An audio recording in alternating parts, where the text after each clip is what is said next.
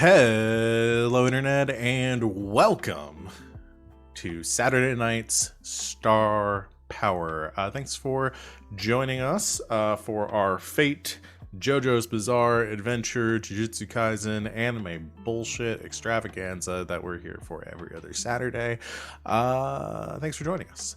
We are here, I think I said before, session 14 of our lovely adventure here today. We'll get into all of that here in a second with our recap and all that good stuff, but first gonna talk about a little bit of what we got going on this channel. Our next stream after this one will actually be tomorrow. That's Sunday at 4 o'clock Eastern Time. We will be back with Dusk Falls Dead, which is our Blades in the Dark game we just had our first session of a couple weeks ago. And Savannah runs that. And it's a great time to get in because new show, new characters. We've only had one of them, so you could potentially watch that before tomorrow if you're interested. So come join us for it. It's a fun system. Fun group of characters. We're assassins and we're killing people like assassins do. The assassin things. Assassinating. Yeah. So join us tomorrow. Assassins. And assassins. And then on Monday we will have the premiere of the Queer Chronicles of the Strixhaven Quartet. Did I get that right? Okay. I'll let Savannah talk a little bit more about that. It's going to be running that on Monday at 8 o'clock Eastern Time. Is that the right time? Okay, cool. I'll let Savannah say more about that, though. And then otherwise, our schedule should be kind of getting back to some semblance of normalcy this week. With the exception of Fridays, we're going to be still on hiatus from our Friday games for just a little while longer while we get ready for Neon Gods. I don't think we're doing Thursday either, right? I think. Oh, right. I forgot this week. Thank you, Sid. Yeah, because we won't be there. This week. Because the kids will be gone. I don't think we're going to have any streams next weekend, actually, now that I think about it. Our schedule's getting back to normal, except for the fact that we're going to be dark next weekend. Oh my god. Can we just cut and start? Fine. We'll fix it in post. It's okay. No, we won't. Because we don't do anything in post. Yeah. Raise your hand if you do anything in post for this channel. Do highlights count? Yeah, highlights count. Yeah. Okay. Anyway, yeah, so our schedule is theoretically getting back to normal. Unfortunately, next weekend, because Savannah and I are going to be busy. The streams that we run and are in are not going to be going on. So, yeah. Stay tuned to our Discord, Twitter for Maybe a Sunday stream, depending. Maybe. Okay.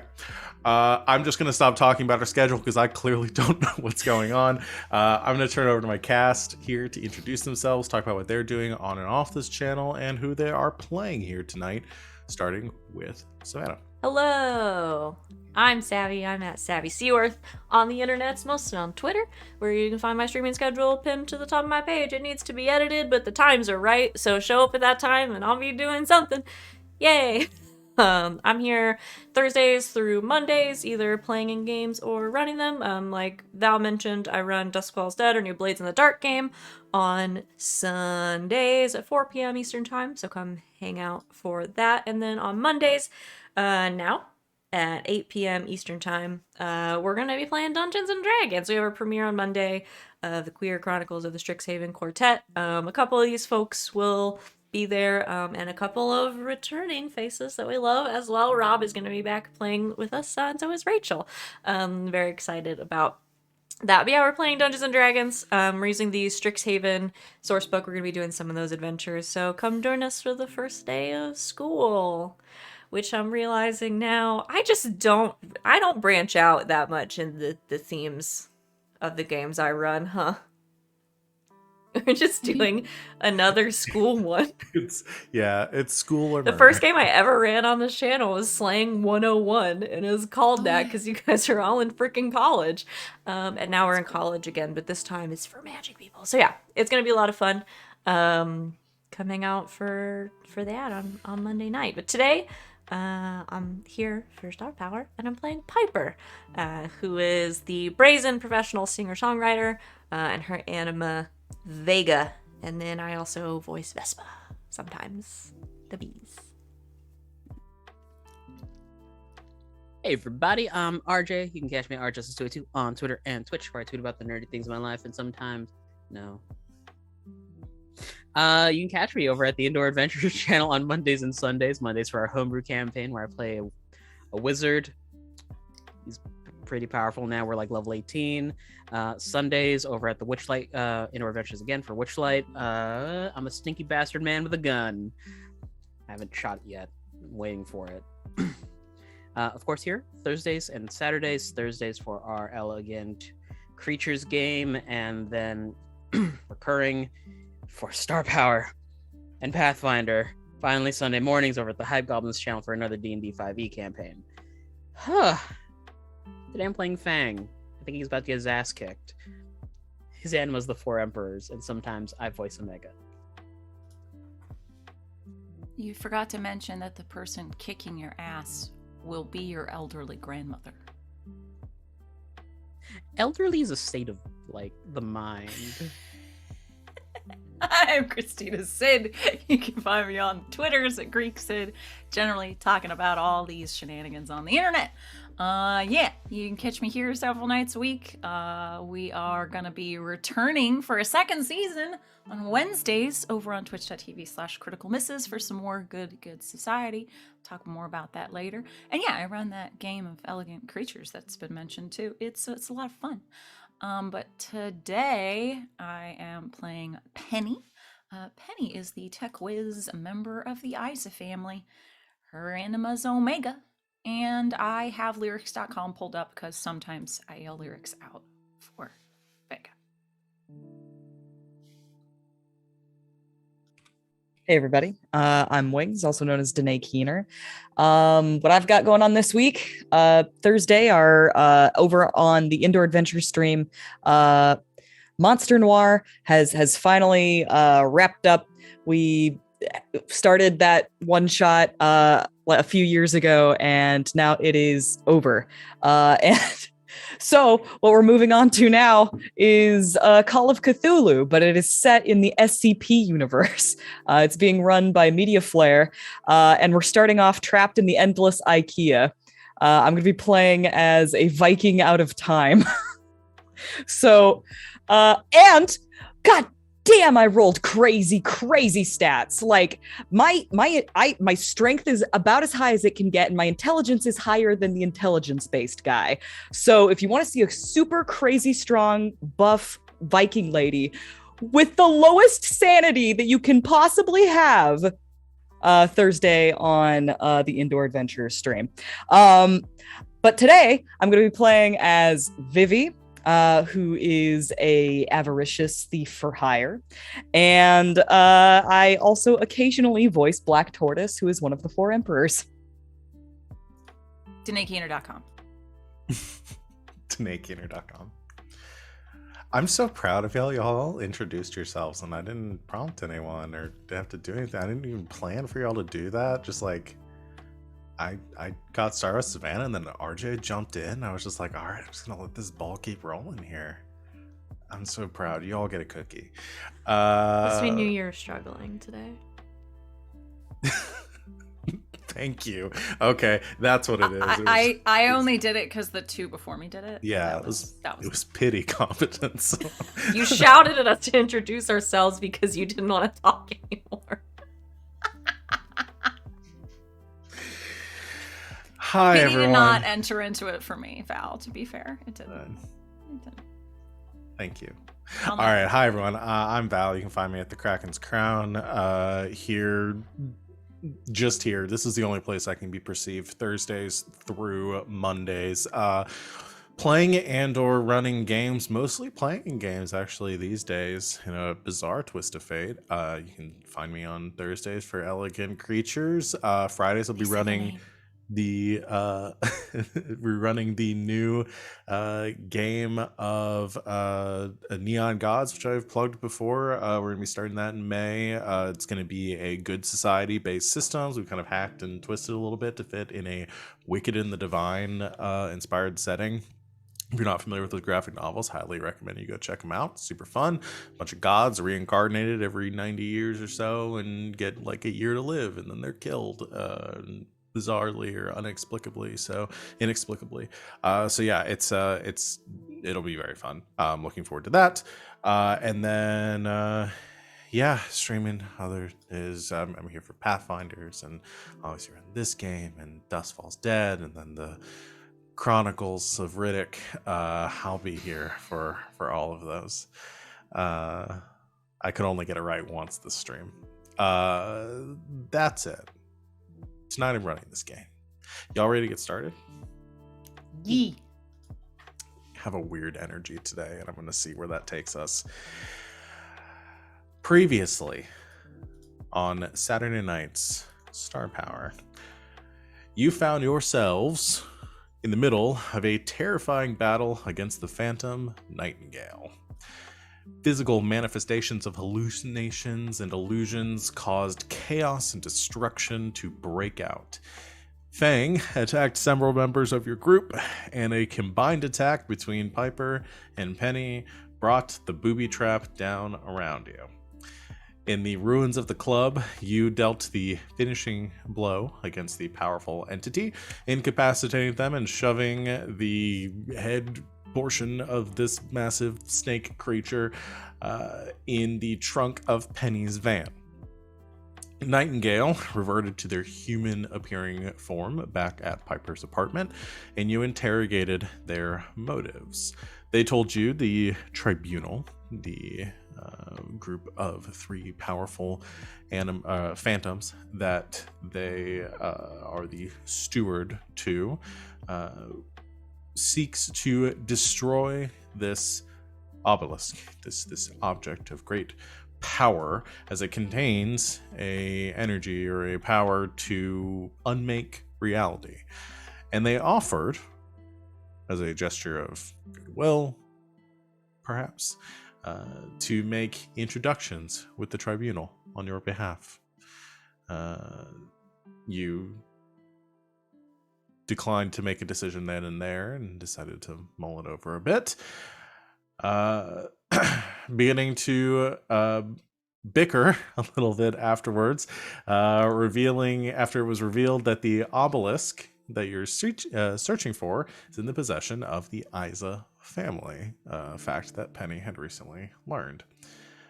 While the bickering continued over what to do next, Feng mustered up the courage to call his grandmother. I don't know if we want to pick it up right then and there, or pick it up a little bit in the future to showing up at the North Star. Smash cut to Grandma bopping Fang over the head with a broom.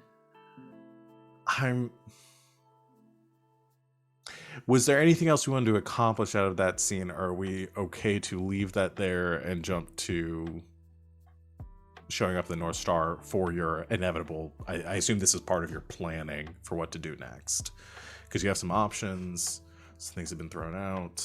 I think Fang just outlines like, hey, we're gonna go to the North Star to talk to my grandma. Vega, I swear to God, if you play Everybody Was Kung Fu Fighting, I'm kicking your ass. He does just legitimately off love of that his song. like chest boombox and looks a little sheepish. He's not trying to be offensive. He legitimately does just love that song. It is catchy, if not problematic. Not everyone was Kung Fu Fighting. Are we all going to the North Star? Or... Because if I remember correctly from 2 weeks ago, I was going to try to get some of the AIM folks on board. You are gonna do that. I guess is Piper not gonna?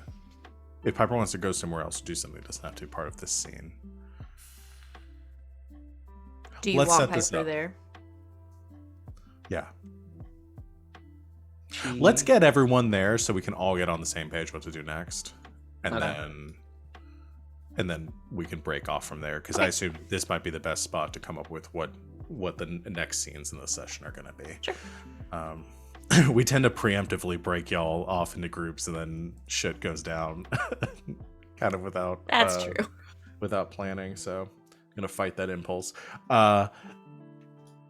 Feng, your ear is still ringing from the yelling in the phone as you approach the front door to your grandmother's shop, nestled off the strip. I'm imagining it very much like a pawn shop.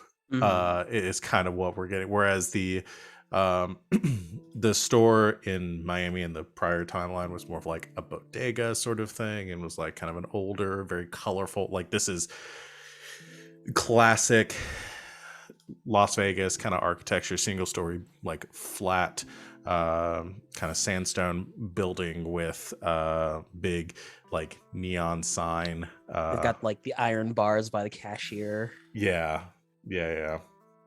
Old like 70s, 80s like architecture pawn shop. The Pawn Stars pawn shop is like down the street from. And Grandma will not stop talking about it.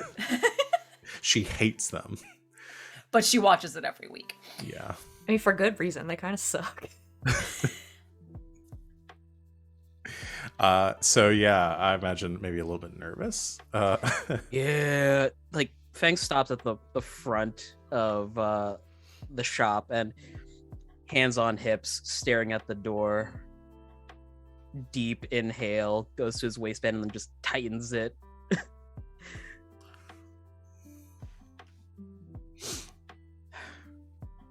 All right.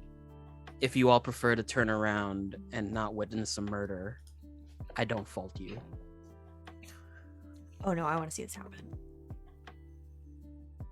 I can be backup. Or at least take some of the blows. I feel like I mean, might be slightly my fault. thanks for the offer, but I think it's been a long time coming. I'm gonna take my lumps.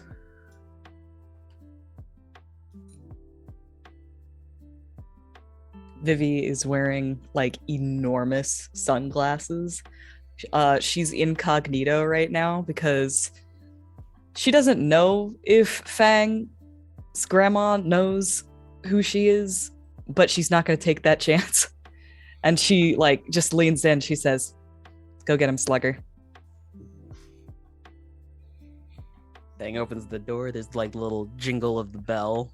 Yeah, the bell above the door rings a bit. You do notice the sign on the door. The door's not locked. The sign is currently flipped to closed. Right now, it's like out for lunch, something like that. There aren't a lot of cars in the parking lot. Doesn't seem like there's any customers here. You push open the door. It rings a bit. Fang, Yeah. I need you to roll defense to defend for me. Yep. That sounds about right. This is probably okay, so a little bit. I'm gonna say you could either roll physique or probably notice. One of those two is Well, gonna my be- physique is better, so If this Okay. were my yaya, you would be ducking a fucking slipper right now. Just it's like a bamboo broom. This is gonna be a hard check. You're going with physique though? Yeah, it's a 4 physique. Okay, that's definitely enough. As you all hear a gunshot go off, as a beanbag goes slamming into Feng's chest, which instinctively the armor of the four emperors kind of like forms around and like withstands the blow. You don't take any harm, Feng, but I imagine it's sort of knocked back a few feet. It's like, so it's the girl Was standing Grandma a outside. bounty hunter? Holy shit! Jesus Christ, Grandma's packing. Like, so the girls are standing outside. Feng enters the shop. There's a gunshot, and Feng gets flung outside of the shop. Yeah, just like knocked on your back, just in the doorway. Door still being held open by whoever was planning on coming in next, and you see the again this sound like semi-translucent like armor of the four emperors like having formed. The beanbag is like resting there still in the center of the armor on Fang's chest, and you hear some light footfalls as then stepping out from the front door, shotgun in hand. You see a probably like early or like mid 80s 4'5". Yeah, very small, maybe a little bit hunched, but wiry and very alert-eyed grandmother with, I imagine, very like her hair pulled up in a bun on top of her head, like grayed and silvered, and just stands over with the shotgun in hand, maybe 1 foot just like on your chest as she looks down at you and just kind of, well, shit. You shot me. You apparently have some training, huh? You shot me. Hi, Grandma's song. Hi, Grandma. Hello, Miss Song. I brought you a fruit basket. Penny? Piper? I don't know this one. Vivian. I don't like her. Come in.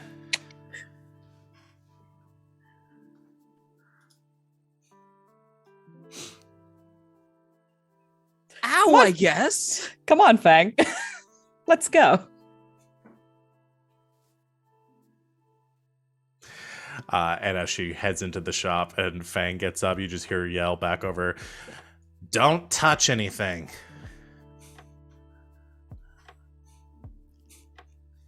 We don't touch anything. I can't. I speak for myself. I don't touch anything. Can't speak for anyone Vivi else. wants to touch everything. But then Vivi sees the shotgun. Yeah, she walks back into the store and you enter this pawn shop. I mean, it is a pawn shop. There's racks and displays of all sorts of oddities and knickknacks and lunch boxes and CD players and record cases and weapons against the far wall behind a nice locked display and stuff. I mean, there's all sorts of shit around here. Very, very eclectic, kind of packed in, small store. Not very large at all, but clearly it has a lot of business here. Everything labeled with prices. And she heads back to the teller booth or the counter and sets the shotgun loudly down on top of it and moves around behind it, sitting up on a stool back there, leaning forward onto the counter where there is a cup of coffee. Suspiciously no coffee maker. She takes a swig out of it. You very clearly smell probably some whiskey and hear the clicking of ice inside the mug. There's like a low meow, and Fang scoops up Grandpa in his arms. Yeah. Who is not actually Grandpa in this timeline. Just a cat named It's just Grandpa. a cat named Grandpa, just so we can be sure. Be clear. That's like a we named the monkey Jack situation. Yeah. Yeah. We named Name's So the dog, she looks- Deanna. She looks very sternly towards you, Fang, and she says, "So when were you gonna tell me?" Soon-ish. It's been a bit busy the last couple of days. There was a hole in the sky. I heard. From who? I might be out of the game, Fang, but it doesn't mean we don't have our resources. Plus, I have eyes. And I watch the news. Right. So you were there, huh? Yep. Looks over at the other three of you. You three. Especially towards Vivi. Mostly you. Pokes her head up from behind a vase that she is studying intently. If you break it, you buy it. Big ol' thumbs up from her. What's your anima? I'm sorry. What is it? She's Your just sort of ability. she casts a glance to the rest of the group, like, are we cool with this? Bees. Weird. I know about the other two of you, obviously. Penny.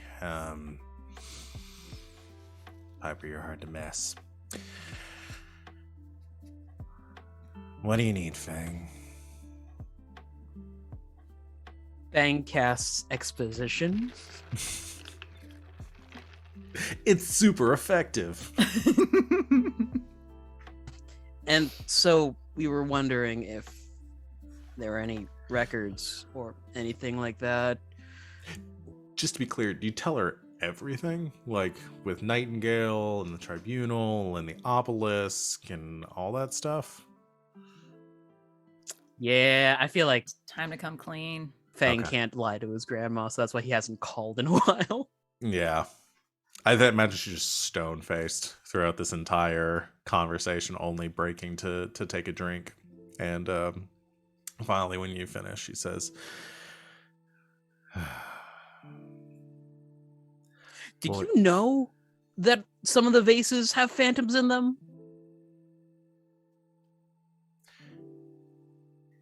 "Which face did you get?" He will describe it to her. I think that Vivi pipes up and says what base it was, and then like clams up like, oh shit, I shouldn't have said that.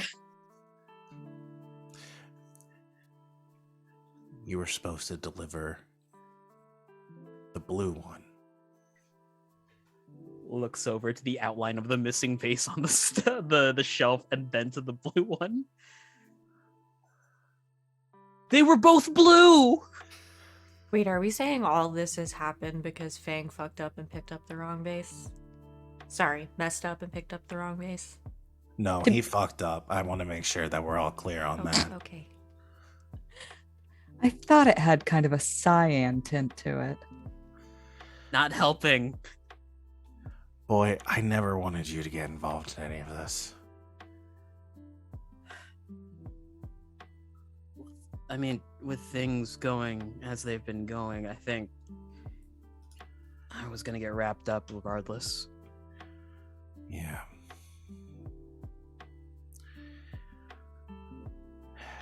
Probably going to be stupid for me now to try to tell you not to get involved with it anymore, huh? The warning's appreciated, at least.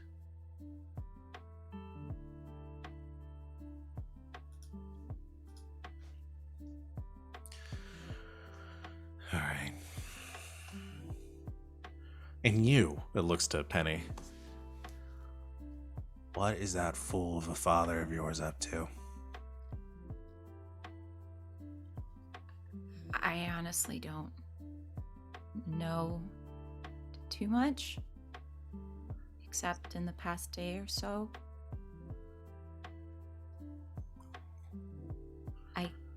guess I have anima power because of that obelisk.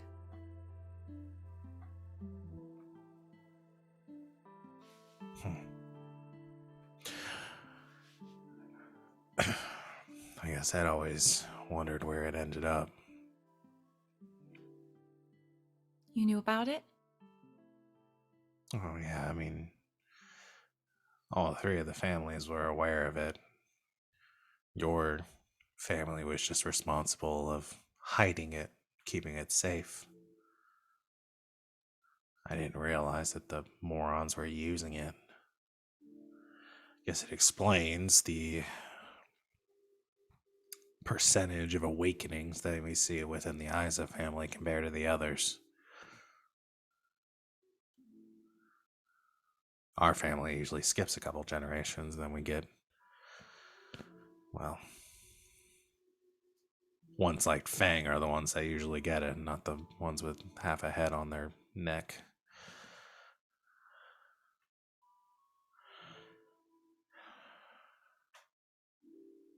Did you have anima? To a small degree. It never fully manifested for me. I could see them.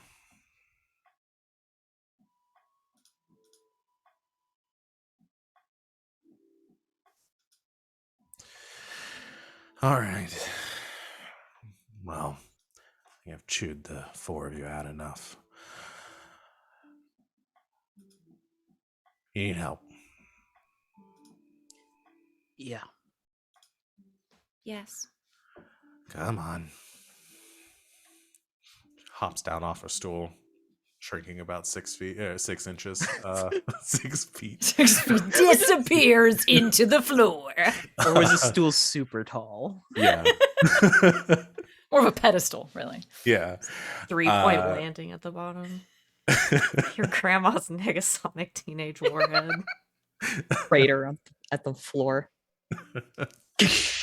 Opens up the door to let you in around the counter, to a staircase around the back that goes down to basement beneath the build, like a storage basement. Here it's more crowded with, there's like some like safes for more valuable things, and like small like administrative like work office station kind of back there with a very old looking computer. And then kind of wanders around at the back of the room. There's another door, brings out a set of keys, unlocks that, flips on a light. And in here, in this room, is much different than the rest of the store. This is where everything else in the North Star is very like cluttered and kind of eclectic and, you know, kind of kitschy with all the pawned items and stuff. And here it is like a museum. There are tables with small relics and statues on them, neatly sort of arranged and categorized. There's shelves all throughout with like scrolls tucked away and books and like thousands of years of looks like of antiquities that have been stored here in this sort of climate controlled room. You see, like, actually it looks like probably most of the money for the store probably goes into maintaining everything that is in here. Some things are in, like, the older items are in kind of like glass display case, which appear to be like climate controlled. In the stuff that doesn't have to be as temperature controlled, even in like the main area here, is like dehumidified and with like softer lighting and like fluorescent lighting and stuff throughout. And she leads you into this room, closes the door behind the five of you, and says, I don't know what you'll find here that we don't have, that your family doesn't have, Penny, but we've maintained our own records. We stayed analog, though. I don't really trust computers. In our kind of work, that's actually probably a really good thing. Yeah. I don't know who's keeping all that information. It doesn't make any sense to me. They keep talking about servers and data. It doesn't. It's all witchcraft to me. I'm not gonna get into that. Vivi's rubbing her hands together. She looks at it all. And she sort of cracks her knuckles and says, "May I?" Gloves. Oh, I brought my own. What do you do? I'm a collector. Many things.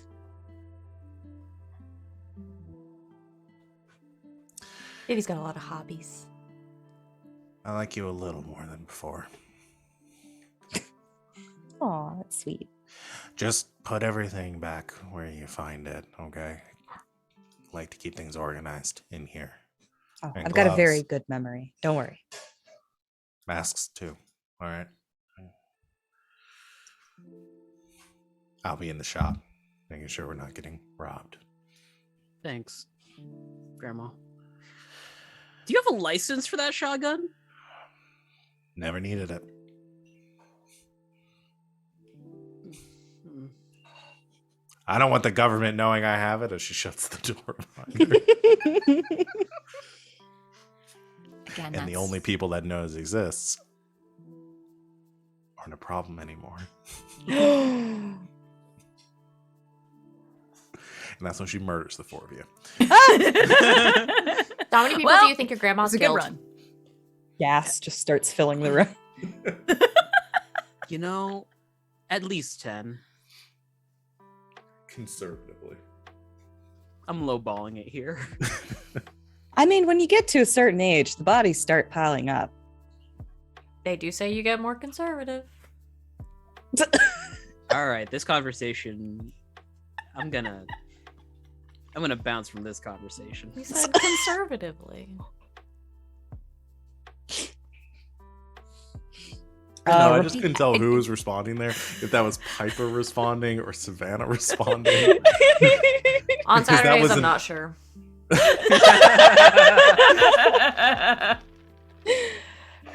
Remind Wings what we're looking for here. Yeah, well, so this is probably a good An moment excellent to kind of question. figure that out, because I think I know you wanted to try to get more information on, like, potentially the obelisk. I think it was probably what y'all had talked about last time. Mm-hmm.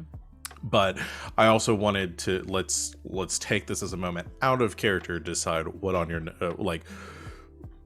what is on the table, what you need to deal with, because you have Nightingale in Piper's apartment right now, recovering with every hour. You aren't sure how long that the panic room, is going to hold them for. They have offered to introduce you to the tribunal to broker some sort of deal, perhaps. We also to have murder the you. phrase "see through the eyes of the shadow" of the obelisk. Yes. So that was the message left on the wall by Nightingale when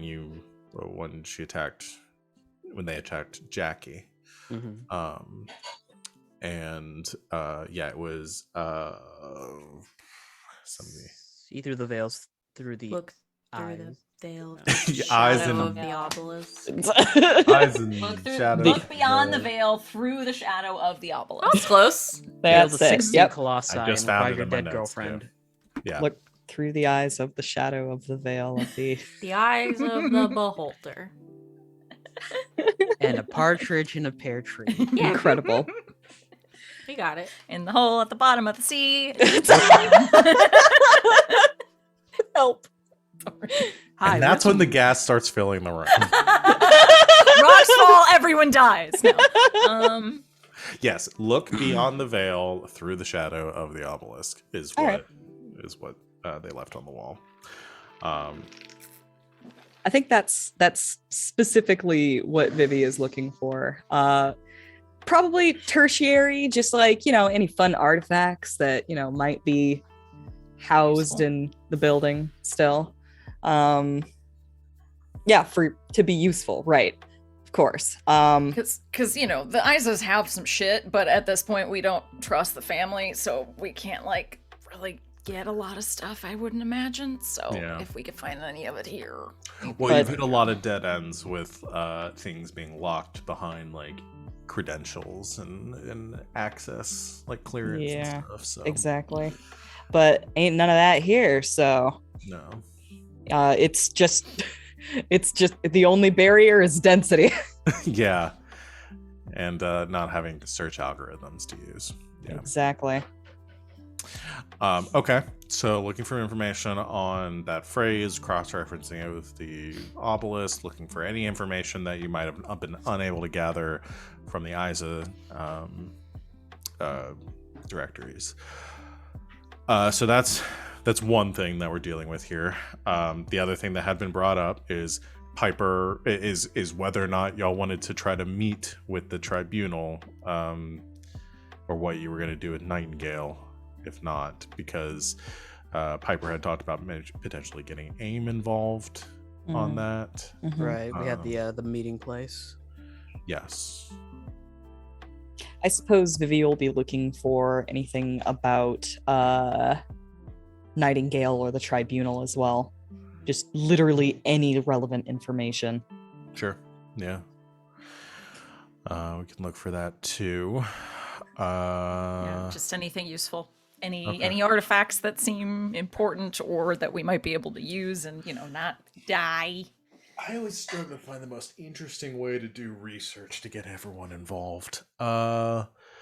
Let's do this as a sort of like a contest, then too. Not like a contest, like y'all are going to be competing against each other, but like in the fate terms of this being a contest. So we can get everybody kind of hands on the ball here, and based on like how you want to contribute to the research here, how successful it ends up being, will determine how much information we get. That's kind of how we'll do it. So that way everybody gets to contribute something. So everybody gets one go. How do you want to contribute to this research party? I think the most immediate thing for Feng is he's going over to like a bookshelf that's housing like a bunch of tomes, and he just begins to read through them because I figure they're not translated at all. No. Yeah, most of them are either going to be in Chinese or will be in Arabic. First book he pulls. All right, my Arabic's a little bit rusty. Second book, this one too. I think that Vivi has a pretty good eye for things that are significant or important. So mostly what she's doing is she's like pulling the things that seem relevant to what we're doing. Okay. And then offering them to whoever is able to read or interpret, or she is making a pile. So, like, knowing that your time is going to be limited, you're not going to be able to go through everything today, is kind of using a little bit your thieves' instinct to gather, like, what might be a little bit, like, your eye for detail and your background to pull from that. Okay. Let's start with that then. What skill do we think is appropriate there? I don't know. I'd argue for notice. Notice? That's kind of where I was leaning to. So that works for me. Let's do notice. I got a 3. Cool.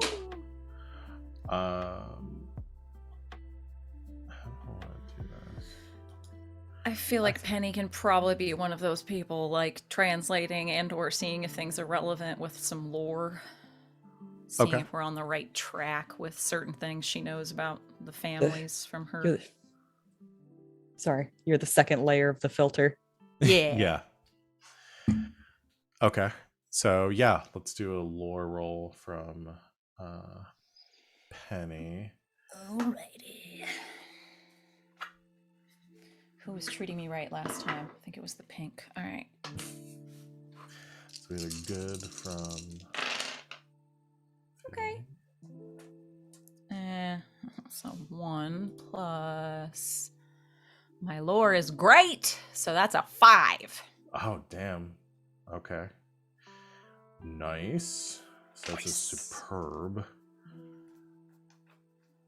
Let's do these rolls and then we'll kind of narrate what the outcomes are after that. So, Feng, you're doing a little bit of like you're focusing on like the translating. It kind of sounded like. Yeah. So I don't know what that would be. You know what? Yes. Can I use craft to basically transcribe? Okay. So the more of creating a transcription, I just saw Jax is just like feeling Freaking super out. cuddly. Hmm. Yeah, I would allow that because it's not so much you're creating the cipher like maybe some sort of like cheat sheet. I think so that people will be able to like pick out certain terms or something. Maybe. Yeah. I like that. Okay. So yeah, crafts works too. Let's do that. Oh. Thinking outside the bun. What does this mean? It's a bird. It's a stork. A manifest. I got a 0. I'm gonna spend a refresh to re-roll that. A fate point. Yeah. Okay. Yeah, I'll say, I don't know if we talked about it, the y'all's refresh. You refreshed after the last session. 3. That's even better. That's wonderful, yeah, much better. Okay. Yeah, so you created like a little bit of a cipher, You could say it was a system of ciphers. so I'm gonna need you to roll again. So no, I'm kidding.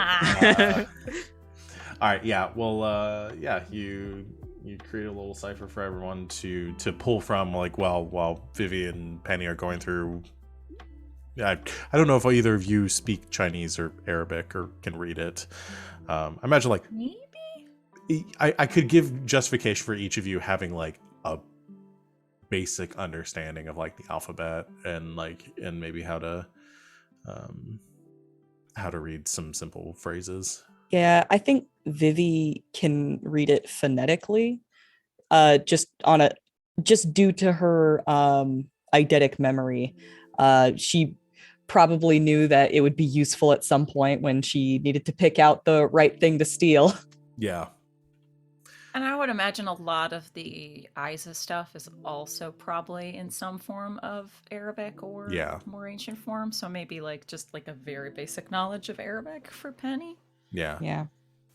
I mean, with an eidetic memory, she like feasibly could learn to speak it, but she doesn't hang out with enough people to actually practice it. So Hey Val, can I Yes. add a not filter, a stipulation to Feng going through all the books? Sure. He's going to be looking out for specifically romanizations of words. So like if a word doesn't in his brain translate well, then he's going to try and like sound it out. So like the closest thing I could think of is refrigerator, but it's written in the like Cantonese language. right, Okay. right. Because the way that like the way that words are combined like are a bunch of different words that like mean other things. So in order to like make computer, you have the symbol for brain and you have the symbol for electricity, and it's just electric brain, Okay. but it means computer. So you're specifically looking for that for things that might have been translated into, like you're looking into the like looking at the any of the like the Chinese writings, looking for anything that might have been translated into Chinese. Is that what you're saying? Okay. Yeah. Or if it, like a particular word stands out, like this doesn't make sense in Chinese, but if you sound it out using the Chinese lettering, it reads like obelisk. Okay. Gotcha. That makes sense. Cool. Yeah, you can do that. Piper, anything you want to contribute to all this? I don't feel like Piper can really help with this. Yeah. It feels disingenuous to say that Piper knows any of these languages. I feel like. Hi, buddy. Anything on Piper? Well, what does Piper do during this time then? I don't know. Have we agreed we're getting AIM involved? Does she want to call? She at least wanted to get Sally and Okay. shit, Claudia. Could chat with Grandma and see if there's anything that she'd be willing to contribute. Otherwise, AIM is a good option. Yeah. Yeah. I'm down for either. I think she's gonna go meet up with Sally. Okay. We'll do that phone call in a second. Let's finish the research stuff, and then you do the phone call, and then we'll have her game plan. I've been looking through my skills and stuff. I just don't feel like. Yeah, well, that's fine if you don't have any I skills just- that you can justify. I mean, you've set up Piper pretty well as like not interested in book stuff. So, whereas the other three are huge nerds. For money. Yeah, you're nerds for your own purposes. Okay, your little bucket brigade of information that y'all have put together functions pretty smoothly. I mean, with two of you rolling 3s and one of you rolling a 5, that's a very efficient system. I think Feng, your kind of cipher works together, like, you know, giving people like the translations what they're looking for is like looking for the term obelisk or shadow or veil or anything like that, and like you translate that term and then being to look for those. I imagine maybe Penny or Vivi put something together for like Arabic as well, and trying to come up with something, whether it's just like a Google search to try to find those terms and then looking for them in the writings. You spend the next, say, about like an hour or so, like going through this all this information as much as you can, as quickly as possible, while Piper slowly loses her mind and then finally gives up to go make a phone call. By the end of it, though, you do have a small stack of books and tomes, and one of them is actually like an etching on a plate that's like half, it has like a kind of cracked and has been like reformed and refurbished, and like coming up with a bunch of like pieces that you've been able to pull together, you get some more information. I mean, I'd say like a lot of it lines up with what you've already know, is like the several millennia ago, there were several thousand years ago, there was a some sort of entity known as the Zodiac, was, you know, power, all that kind of stuff. You do find a couple of extra images that and references in some of these writings to the Zodiac's relationship to this obelisk, this object of power that they seem to draw from, and it actually confirms a lot of what your dad told you, Penny, about the obelisk granting people power. It seems like that's what the Zodiac was doing as well, was using this obelisk to grant power to their followers.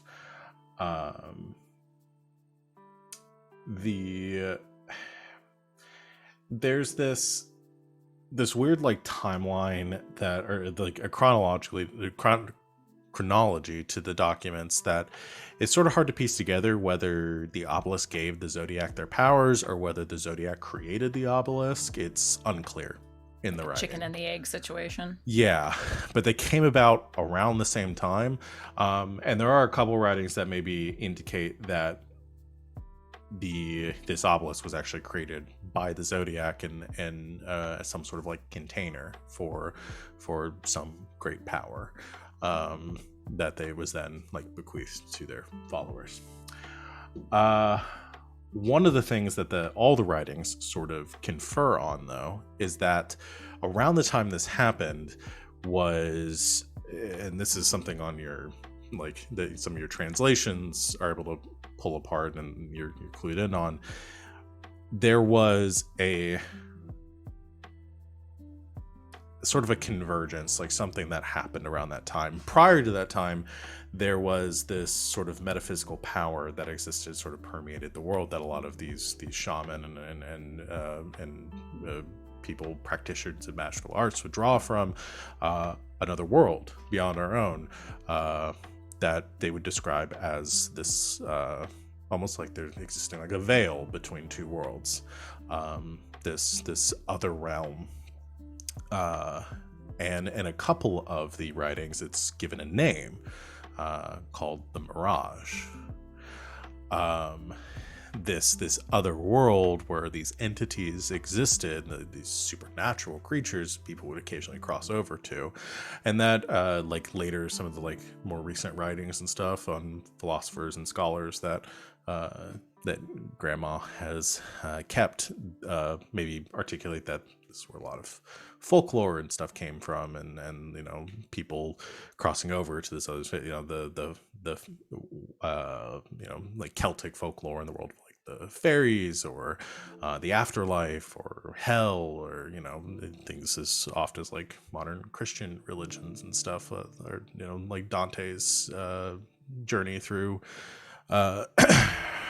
through paradise, and like it goes on like a lot of sort of exposition about that. But the one thing that they all kind of agree on is that at some point, like there was a definitive point where that stopped, where people were no longer able to draw on this power for, and almost like it was like the veil vanished, or that it was destroyed, or that it was strengthened. They aren't really sure, but it all happened around the same time that this obelisk was created.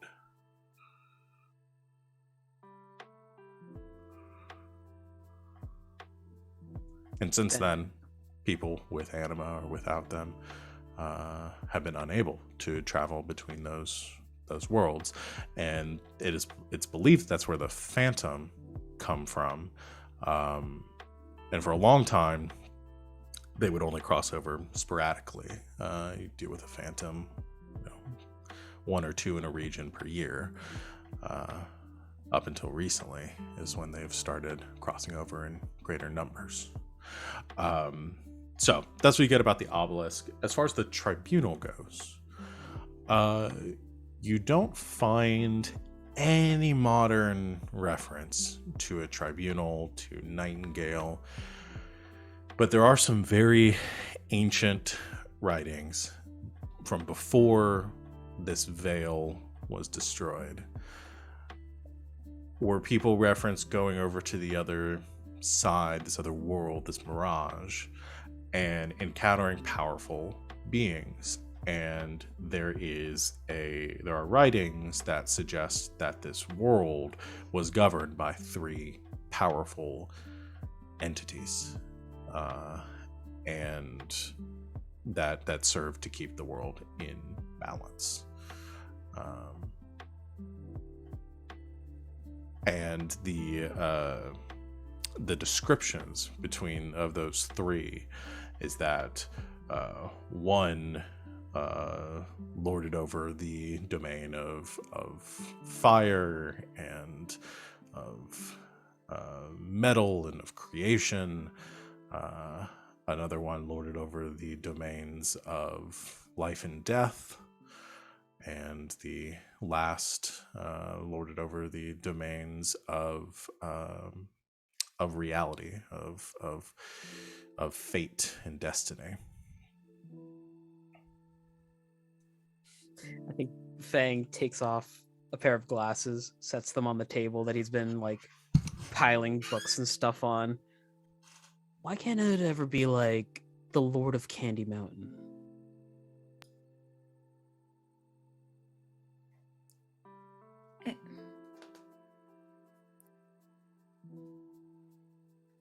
Doesn't that sound like the three families?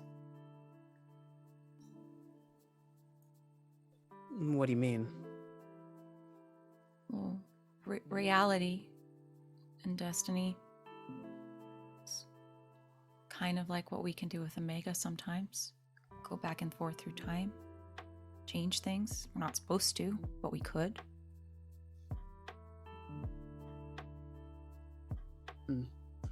With, I guess, how Four Emperors work, Fire Forge. Do we know what the Constantine family, what they're known for, if anything? Yeah, the anima of the Constantine family are typically manifest through light and like light and truth and like burning away impurity. So Constantine, are you saying for a 1-for-1? Does that leave me with death? Piper's like Life laying and on a death. couch somewhere. Vulcan's also like god of the forge, but go off, I guess. It's just a thought. I mean, we don't know much, so any theory is good at this point. Well, Constantine wasn't Vulcan. Constantine was Sol Invictus. What? I say, Pulling referencing my her- season yeah. 1 notes. Yeah. Sounds like Latin to me. Nosebleed. How do you know about the Constantine family's I mean, yeah, anima? I guess. Is that not something we know?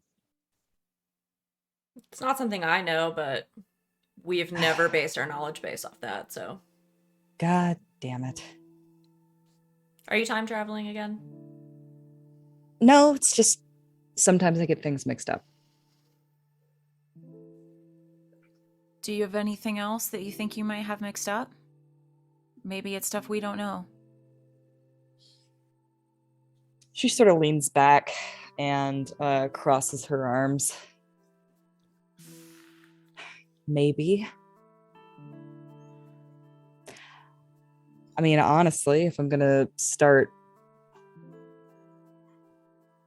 brain hopping again, then now is probably the best time.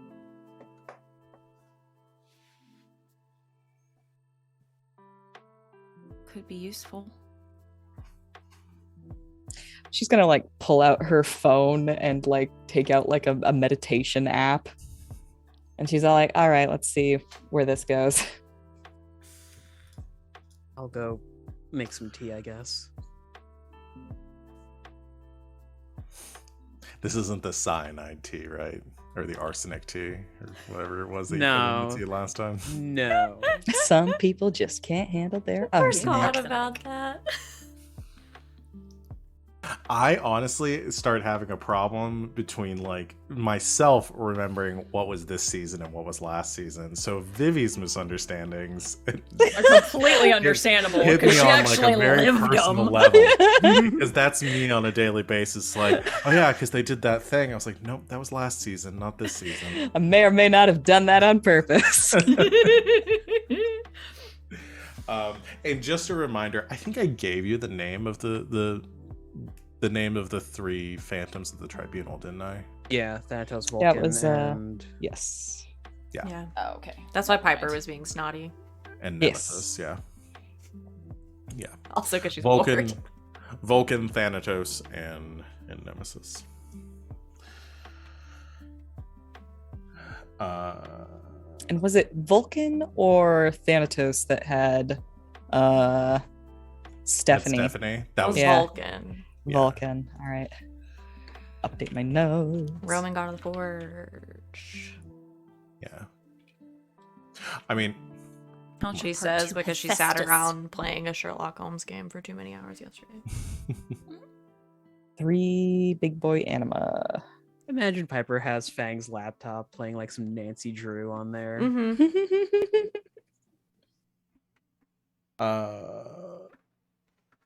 Okay. So No, yeah. you have to go around to all of the gravestones. Don't- I know it's I a haven't pain finished this in one, the don't tell me. ass, but So let's see. We were gonna do you. So Every you're once in a gonna while, do- yelling because a ghost pops up. I guess let's do Vivi's Mind Palace first, and we'll. I mean, her mind hive. Just full of Mind- bees. Everyone has to suffer Mm. because I sat around playing Sherlock Holmes Crimes and Punishment yesterday instead of getting anything done. That's not a joke. I turned 30 in like 2 weeks. All right. We're not laughing because it's a joke. We're I've laughing played in 45 hours commiseration. of Spirit Fair in the past 2 weeks, so don't worry about it. Yep, exactly. I played 350 hours of Elden Ring in about 3 weeks. So yeah. I'm not in any way surprised by that. I'm at like 200 hours. I don't even want to know what my hours are in RimWorld right now. 4,000, if I remember correctly. Do not. We're on stream. out You people can't like call that. me out on, Jeez. on stream. You just like Archie. game doxed her. Yeah, game dogs. I'm retreating into my mind palace to escape from you. DDoS. Winks. Oh my god. Okay. So, Mind Palace time. What did we roll for Mind Palace? Good question. Let's have a look at the skills. Yeah, you make an argument to me, so I don't have to pick. Well, there are a number of skills that we could possibly roll for Mind Palace. I feel like empathy would be a good option, but since I don't have empathy, I'm going to make an argument for Will. Piper's empathy is really high. Does that mean Piper has a mind palace? No, I actually think, yeah, you know, empathy is probably talking to people, isn't it? yeah, empathy is It's- more like reading. They describe it as like the emotional notice skill. But I Perhaps- think Will actually makes sense. That's kind of where I would have led, is either there like lore for like your own lore. I didn't even realize that I was min-maxing for this, but I did just bump up Will to my highest skill last session. Yeah. I was doing that defensively. Uh-huh. No, that's actually, I think Will works. We've kind of been using Will as our catch-all for like Brain stuff. for superpower brain stuff anyway. So Well, he 'cause that's was one on of- Star Trek. That. The Wheaton. Will Wheaton. That one. The Will Wheaton. It's listen. So we're gonna take our break here. No, I thought let's that was go. funny. Let's do this. I want to power through this. Let's do our will roll then. Here's what I'm gonna say before you roll, Okay. because you do have a 5, so I can make this harder on you. Oh boy, oh 'cause boy. I fucked up. I mean, absolutly. Do make it harder on me. No, but I have I mean, so I many. I honestly do think this is pretty difficult. Like, up Yes. till this point, you've been involuntarily dealing with Absolutely. these Yeah. powers. So, I think you trying to physically, or to force this to happen, to connect to the timeline, is going to be very difficult here. I'm going to say you need a. Do I want this to be fantastic or epic? Oh, Let's go with a 7, because I feel like I don't hit y'all hard enough. okay. So let's say like this is high level power stuff to get like to do this. All right. And we have refreshed, right? You have refreshed, yeah. Okay. All right. Y'all had some juice boxes last Um, session. Places. Okay. We can, and I can roll and then decide whether or not to tag aspects. All right, let's do this. Let's just do it. Do you All might right. just get the 7? Oh, Yeah, that there's a 2. okay. So we did decide last time that you can you can spend more than one fate point per roll. You just can't like invoke the same thing. You just gotta invoke different aspects. Yeah. So you could invoke something to re-roll. You could invoke something to add the +2. Okay. Can I do the invoke? table invoke too, right? Like the whole timeline thing. Yeah. Yeah, you could invoke. I mean, yeah, because we have the weakening of the veil and the time break stuff. But this is probably more the time break side. Time break. break. Yeah. Okay. Well, I rolled pretty poorly. You rolled almost the worst that you I was gonna could say there's roll. literally only one thing you could make that roll worse with. Yeah, I think that a reroll would not be unwarranted. Would I still be able to tag aspects after a reroll? Yeah. Yeah. Okay. You can go in and tag, do the reroll, and then you could tag something else if you feel like if we have something else to be appropriate. All right, this is eating my fate points, y'all. So first, one fate point for a reroll. Let's do it. Okay. This is gonna tag time break or something else. I'm tagging time break for that one, I think. All right. Yeah. So the reroll. One better. Yeah, it gave me a 3. Incredible. At this point, I'm tempted to just keep re-rolling with different aspects. Statistically, that's probably better than adding the +2. Yep, just hoping to get lucky. If you could roll a positive number, then you're going to be at 6. Essentially, yes. All right. It's theoretically a 50-50 shot. All right, I'll do it again. I'll tag wrong place, right time. Okay. Rolling again. That's a 5. That's not bad. Okay, I'm running out of aspects to tag here. Oh boy. Okay. So if you tag one more aspect, then you'll tie.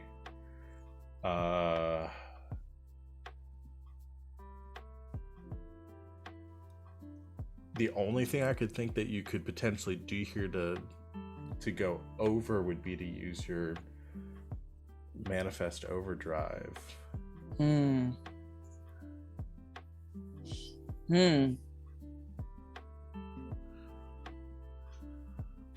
girls have been across the veil with you. Well, they know what's the up. reason why this goes into some serious meta stuff, but the reason why Vivi is in this position in the first place is because of her anima. Yeah. That feels narratively significant. We should do that. Yeah. All right. That would put you at an 8. Okay. Because did you up your anima, your manifest overdrive at all, or is it still at its base level? It's not at base level. Okay. I don't remember how much I did it, but it's at a +4 now. Okay, so you've upped it once since then. Okay, gotcha. So yeah, it would give you a 9. It's pretty good. Yeah, that's pretty badass. Let's do it. Let's tag the manifest overdrive. The girls are helping. Okay. How many fate points is it for manifest overdrive? It's just one. It's just the one. It's one to create it, and then you get the free invoke as a part of it. So essentially, you get the +4. So right. Well, they'll come with me into my mind palace in case there's something in there to deal with. So okay. All right. So give me the visual of what this looks like before we get into what you learn. I think that she sits down with that meditation app, tries to get into empty her mind, to get into a good space for that. And then she's just going to try and remember what it was like to be in that other world and try to willfully enter it and be in control of her perception rather than being controlled by it. She wants to ride a boat down the river, not get fucking towed, not get swept away. So that's like her mental process of what she's doing. Physically, she's just sitting there. And I think at some point she gets irritated with the meditation app, so she just takes out her earbuds and throws them across the room. And then she sits there and she like tries and tries and tries, and she just can't do it. Until finally, like, one of the bees like just sort of like crawls up her shoulder. She looks down at them and she thinks, all right, this is how we're gonna do this. And she calls her bees to her, and they just settle on her like they settle on her like flower blossoms, you know, like falling from a tree. And like the world starts to melt away. And I think when she opens her eyes again, her bees are no longer cute little bean bees, but they're the photorealistic bees that she sees on the other side. Okay. So Vivi is covered in bees now. I just want to make sure that I. Yeah, you know how they like make beards out of bees? Yeah, I'm covered in bees. So the rest of you see Vivi is almost like what I imagine, like enveloped in a bee cocoon. Cocooned, yeah. In bees. But there's still the cute bees on this side, so it's actually kind of adorable. Whereas if Yeah. it were actual bees, that would be fucking terrifying. Yeah, and so here's what I think happens is I like just feel like this, knowing what Vespa can do, it's still a little terrifying. it's so terrifying. Knowing that the- swarming is a way that bees kill adversaries is Yeah. also terrifying. Go on. Yeah. So let me change up our music to something a little spooky. This one's called Out of Body. Oh boy, Let's do that one. that sounds appropriate.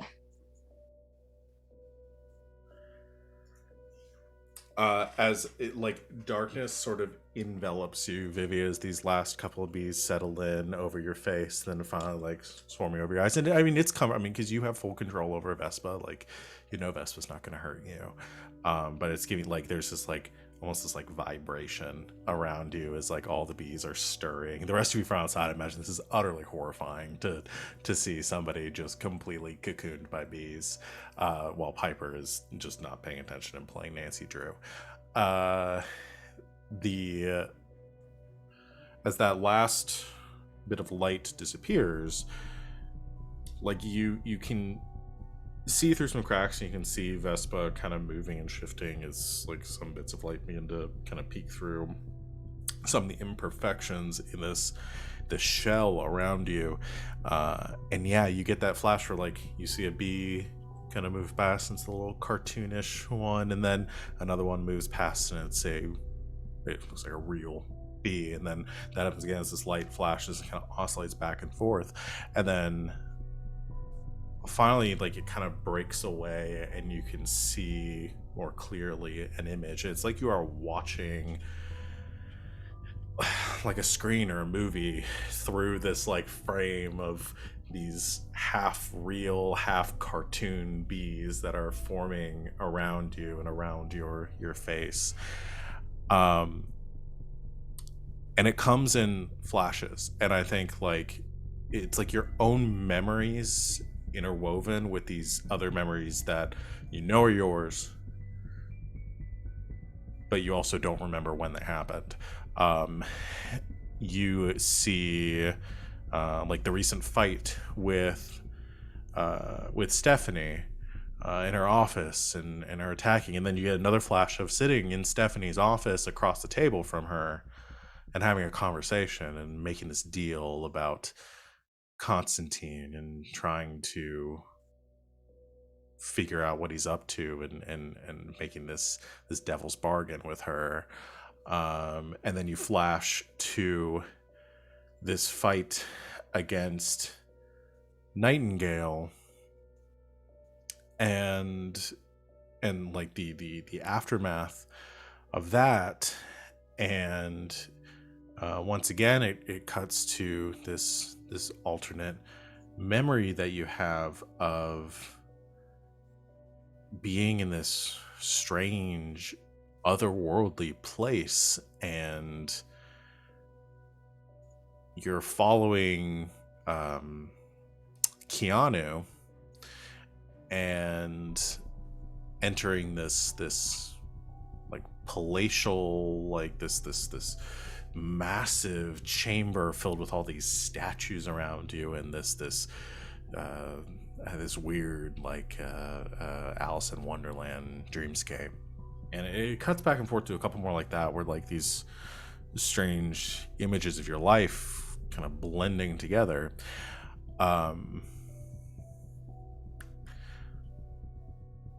And you see a couple of them have Constantine in them, and you see this figure that you've spoken with and has sort of given his speech as you're joining the system, and you see Piper having conversations with Claudia in this, kind of overlaid with Piper also having not Claudia, Sally, thank you. Having conversations with Sally in that timeline and this timeline. You see some other strange like inconsistencies too. You're having a conversation and you're listening to Penny talk about her mother and not really knowing her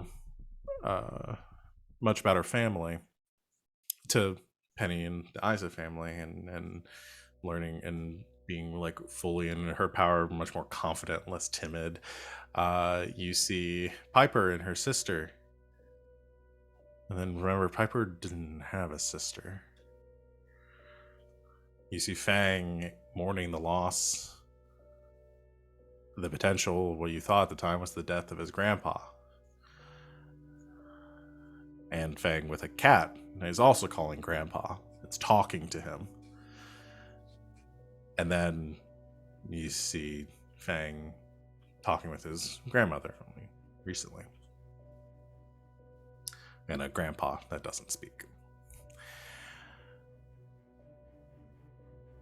But I think what hits you the most as you're kind of like cycling through this, kind of towards the end of this vision, is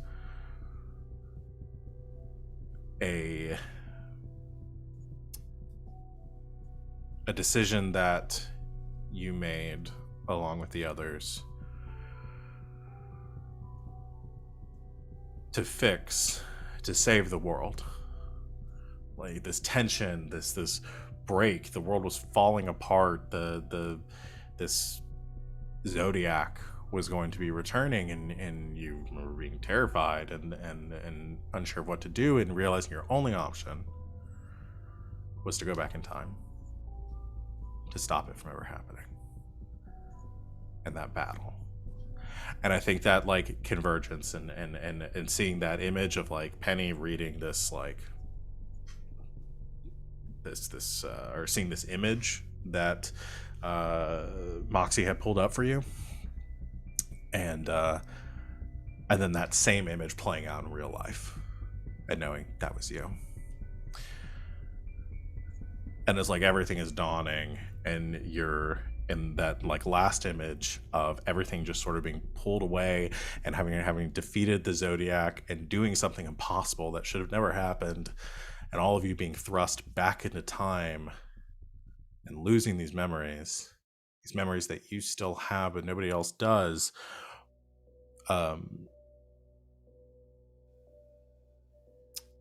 You see, or the bees sort of part around you again, like fluttering away, and you're now standing there in a field of sunflowers. And standing in front of you is Penny.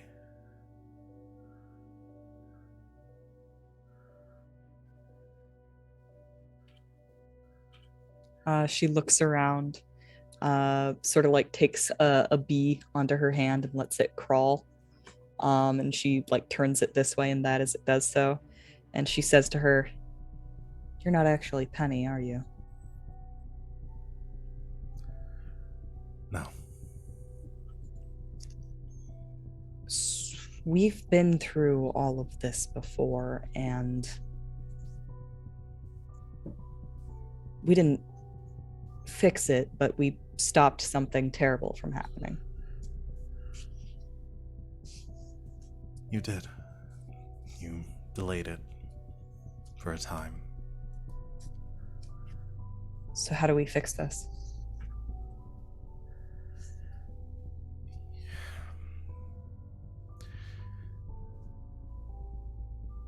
You have to find me.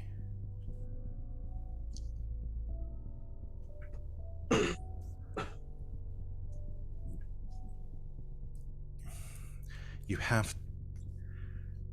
Penny needs to find me.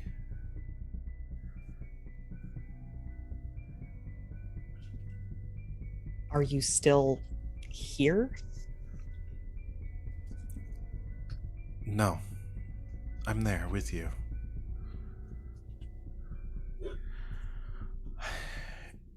I can't explain everything. Everything's falling apart, and it's hard to maintain this for just this long. Penny knows who I am, or she thinks she does.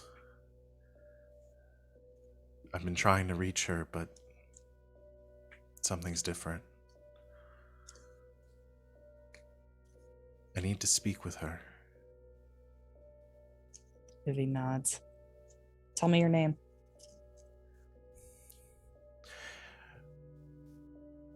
Penny always called me Miss Persimmon, but my real name is And the Image. Oh! Fuck! And the bees scatter around the room, sort of like explode out from Vivi as she returns to the present, breathing heavily. Yep. Her eyes snap open. She takes in a Is she deep... still covered in bees? No, the they bees sort of, like, flew explode. away. Okay. Bee Like, in one explosion. instant. Yeah. She like takes a deep breath in, and then she stands up and moves across the room towards Penny, and then stops in front of the cat sleeping behind her and says, "Can you fucking talk?" Feng looks up. Yeah, he says meow sometimes. Like What? there, see?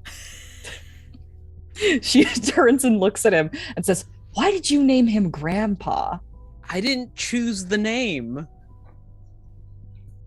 Your grandma named him Grandpa?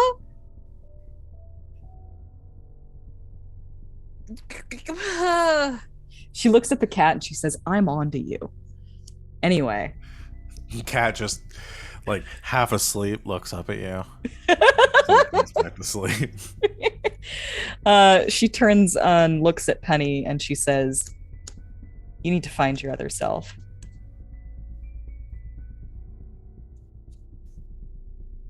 Is that some sort of like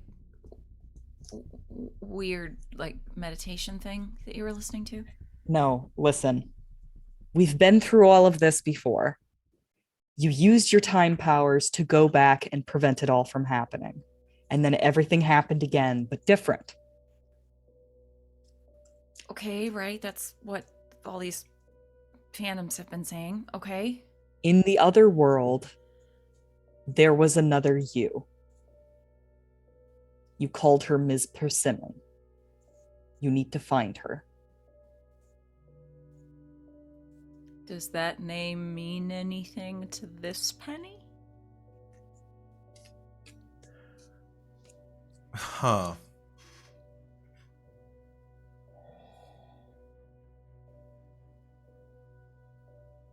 I mean, from season 1, Miss Persimmon was Penny's like childhood best friend. Like Yeah, imaginary what I'm thinking friend. is, like- yeah. I think in this universe, like, that doesn't really mean anything to you as much. You do remember I'll say, like, you have very vague memories of, like, your dad at a Thanksgiving gathering at some point, joking and talking about an imaginary friend you had as a kid, that used to go around saying you were talking with Miss Persimmon and something like that, but it definitely not as much of a space in your life. If I think, like, that's a way we can kind of tie it in to not, like, Sure. completely lose the thread and be like, no, you don't remember, but have it something more tenuous connected there. Okay, she'll say that then, I guess. My imaginary friend from when I was 7. Not as imaginary as you thought.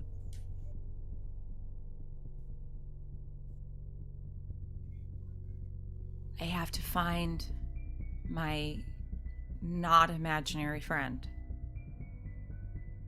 Yes.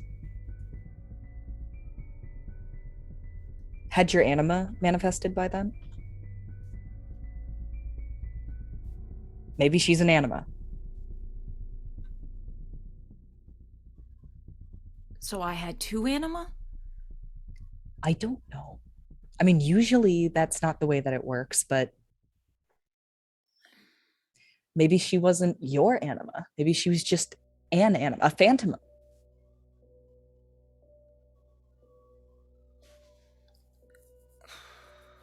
Okay.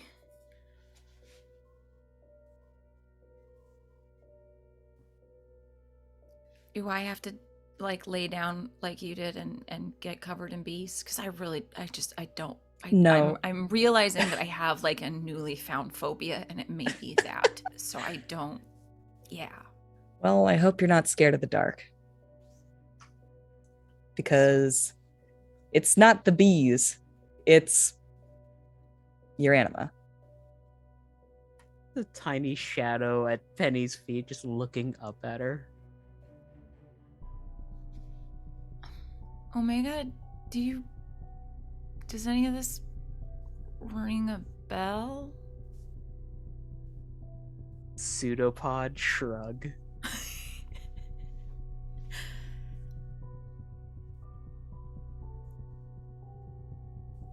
Oh, okay. I don't know if I can meditate when you're all watching me. Can you turn? This is stupid. Can you turn around? Can you just? Yeah, can you I have a just phone turn call to around? make anyway. I'll just go outside. Okay. Okay. Feng just puts a pair of headphones around Penny's ears. Bluetooth connect, Zen music. Vivi's gonna pick up Grandpa and walk out of the room. Sounds like a day spa. Okay. Do you want something else? I've got no, not the Doom soundtrack. No, actually, you know what? I feel like that might help more. Yeah, you can put on the Doom. Yeah. Fang plays Mastermind, I guess. Yes. That is far, far more Penny's jam. All right, Piper, you excused yourself from the room to go make a phone call while all this buck wild shit is going on.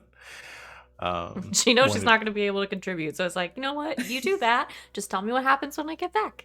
And we'll Yeah. go from there. doing something about the here and now. So I think what we'll do is we'll go and take a break. We'll come back to the phone call with Piper. We'll wrap up more of the mind shenanigans that I didn't know we were going to be getting into today, but I'm loving. And then we'll see where y'all want to go next. So yeah, stick with us, everyone, while more mysteries abound, and we go stretch, drink some water, eat a snack, take your meds, whatever you need to do, and we'll see you back here in a few minutes to continue our session. Welcome back, Internet, and thanks for hanging out with us while we took our break. We're gonna finish up our session here. So where we picked up, where we left off, Vivi had a other timeline experience, out of timeline experience, exploding bees. Penny is now going to try to replicate that on her own using Omega. And some heavy metal music. And Piper is going out to have a phone, not wanting anything to do with any of that, is going out to have a phone call with Sally to potentially get some help or assistance from AIM. So let's do that. So you step out. grandma is sitting at the counter, like reading a newspaper. I think there are some. She's reopened the shop, so there are some like customers walking around as you come out from behind. She just looks over the newspaper at you and goes back to her reading. Doesn't really say much to acknowledge, but just clocks your presence as you step out front. Make a phone call. Okay. You call Sally, rings a few times before finally picking up. You hear the sound of a like a whirring noise that you pick up after a second. It's like a treadmill, and clearly she sounds a little bit out of breath, like she's running on a treadmill currently. And you hear, "Hello." Hey, Sally, it's Piper. Oh, hey Piper. Yeah, what's up? Hey, is this a bad time? No, it's good. I'm just working out. What do you need? I have some work stuff I need to talk to you about. Oh, right. Yeah. Well, what do you got? A lot. Okay. Hold on 1 second. You hear like a beep beep beep beep beep beep beep. Turns on the treadmill, and then kind of the whirring stops, and catching your breath. She goes, "All right.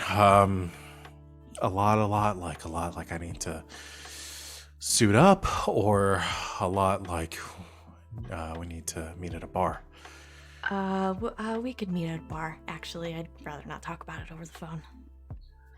Okay. Yeah, that's fine. How soon do you want to meet? Now? Now. Okay. A bit early for, you know what? That's fine. I think you're gonna need it. Okay. I'm gonna clean up, and I can meet you back at the same place in 30 minutes. Great. Yeah. Perfect. All right. I'll see you then. Do I need to tell anyone else? Not yet. Okay. All right. I'll see you then. Thanks.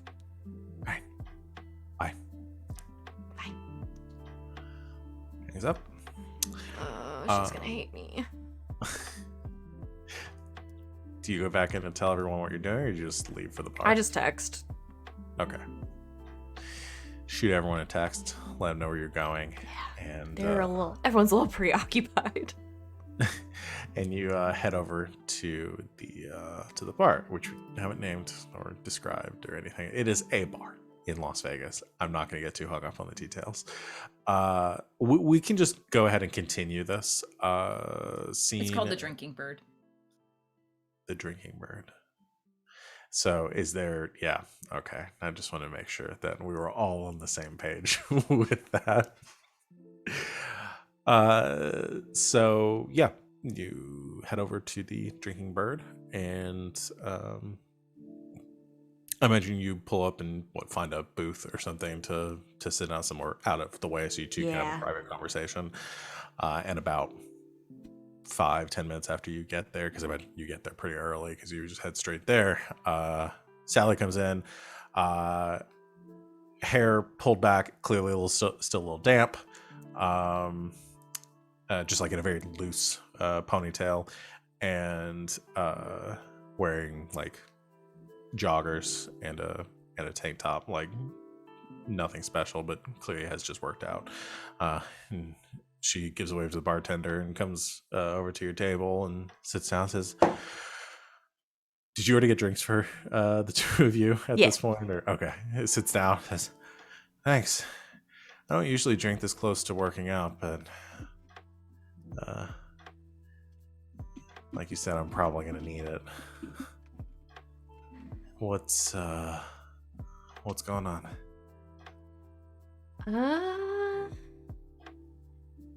Oh, where to start? Can I get a water too? Next. Okay, yeah. sorry. So we caught a phantom.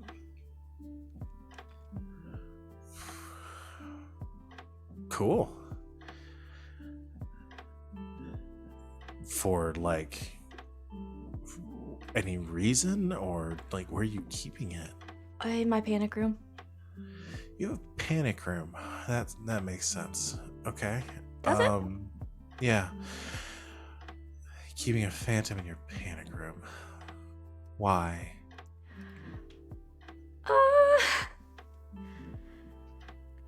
It's hard to explain. So we've kind of been doing some work behind the scenes for a while.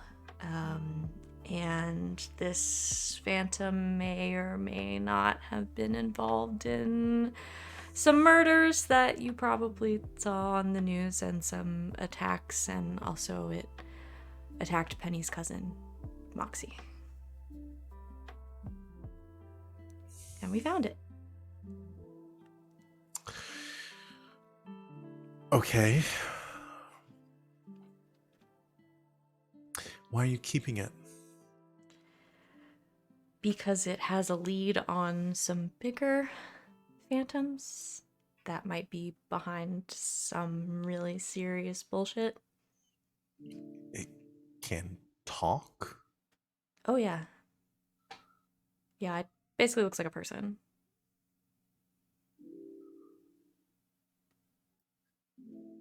Its whole thing is disguising itself as people. That's wild. Yeah. They don't normally. They're just monsters.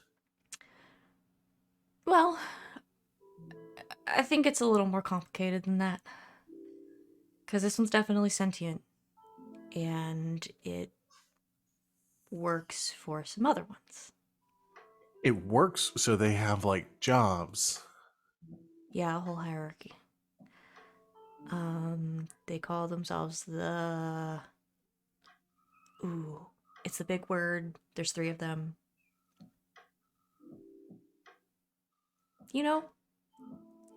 Sounds vaguely Latin-ish. Do you know what I'm talking about? No. Hold on. Wait, you text, what's the name of the group What's the again? name of the group again? I imagine Penny texts, but well, we'll see whether Penny's somebody texts back. Penny might have had a mental break by the time this conversation's happening. Who knows? But Feng we'll just texts say back. Tribunal, The Tribunal. followed by maybe something terrible is happening. We'll see. The Tribunal. I kept wanting to say triumvirate. I knew that wasn't right. So they call themselves the Tribunal. And I don't know if you know anything about folklore, but they go by like Vulcan and Thanatos. And there's another one. I have all this written down somewhere.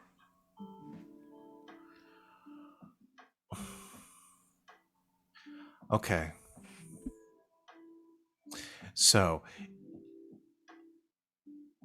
just to make sure, there's some super powerful phantom royalty or something that are like hiring other phantoms to do work for them, and you captured one of them and are using it to find out where their bosses are.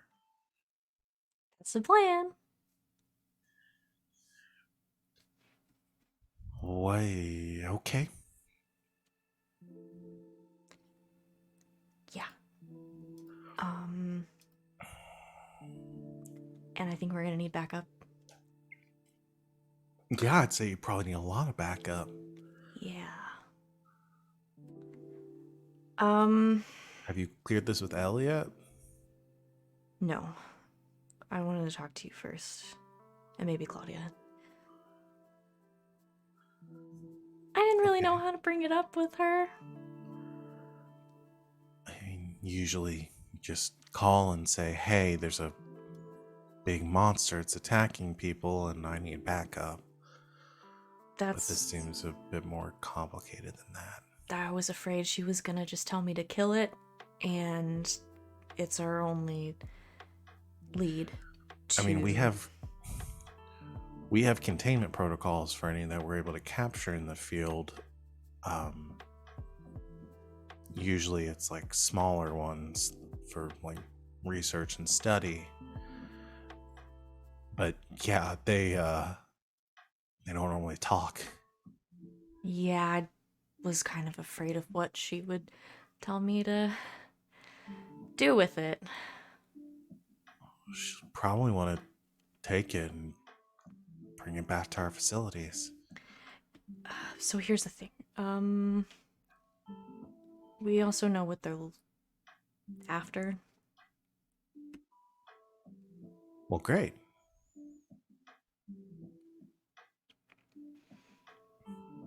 That doesn't sound great. That doesn't seem... Your face is telling me that's not great. It's not great, and I don't... I know I should tell Ellen, I know I should get you guys involved, but I'm really afraid to. Alright, you're just gonna have to spill it with me. What's going on? There's an obelisk that gives people anima.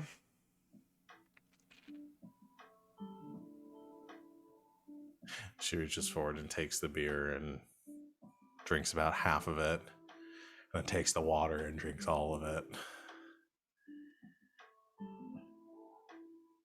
And the Phantoms were trying to use us to find it because they think it's going to end the world. And apparently they don't want that. Which I was kind of shocked by.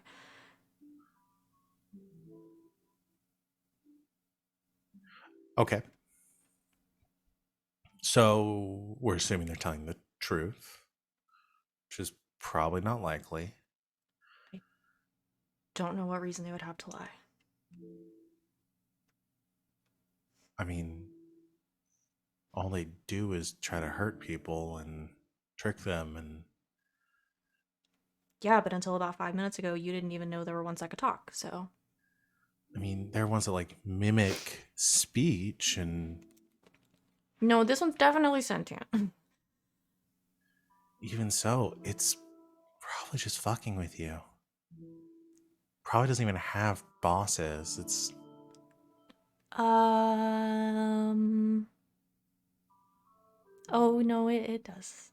It does. We've sort of met one of them previously. Okay. Yeah, you met one. Okay. You remember the whole thing at the... Was it the Golden Star Casino? The Platinum The Star? Platinum Star Casino. I perform in a lot of casinos. The explosion. Yeah. Right. Okay.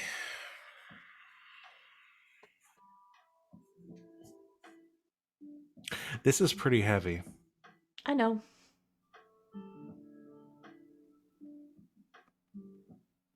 There's one more thing I have to tell you. Okay, well, just hit me with it all now, and then I'll have my breakdown here in a second.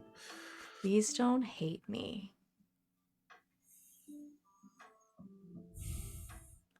But I kind of lied about one particular piece of information when we first met because I didn't know you and I wasn't sure if I could trust you.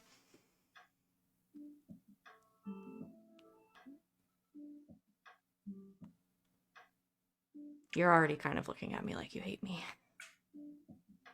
Just go ahead. You were asking me about the families.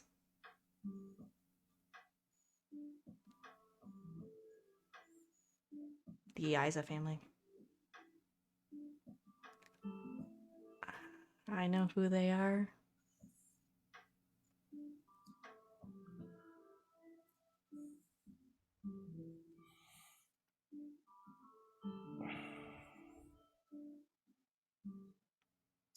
Why?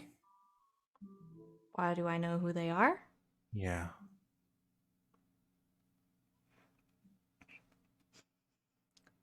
Because they're the ones that trained me. I'm gonna have you roll. Okay.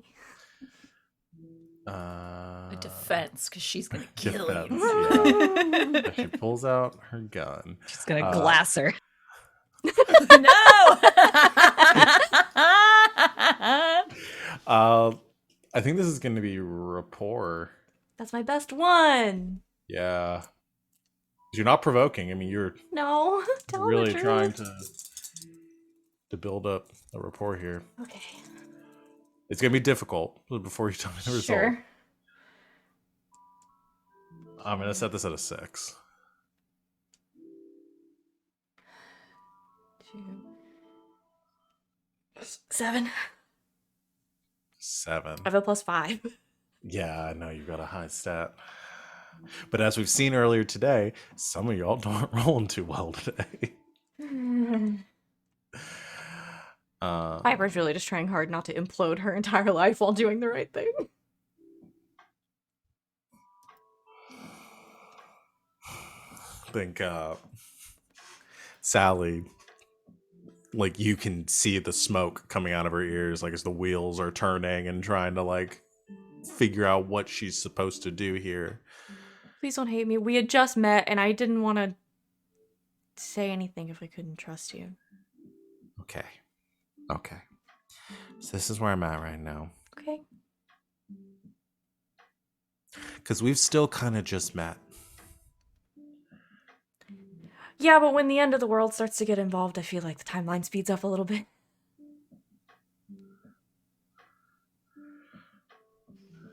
And, like, okay.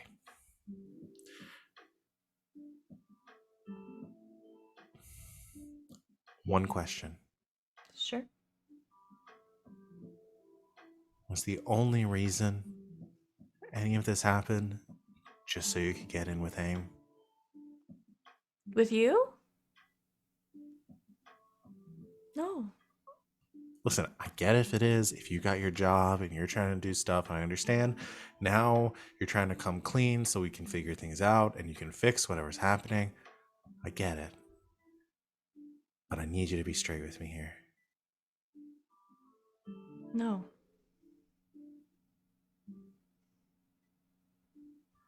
Sally, we knew about AIM before I met you.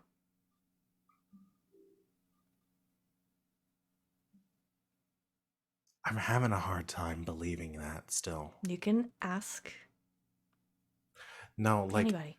not Really? not about knowing with AIM, but about why all of this is going on now. And it's really hard for me not to feel like I'm being used here. I know. I knew that's But how I it was going also- to come across. I might be stupid for this, but I also trust you. Even though I probably shouldn't, with everything you just told me. I trust that you're trying to do the right thing.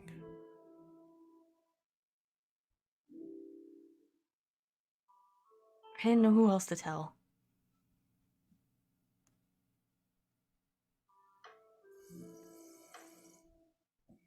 I knew it couldn't be that easy. You don't just, like, get to sleep with and then work with a pop star and, like, there's gonna be a catch.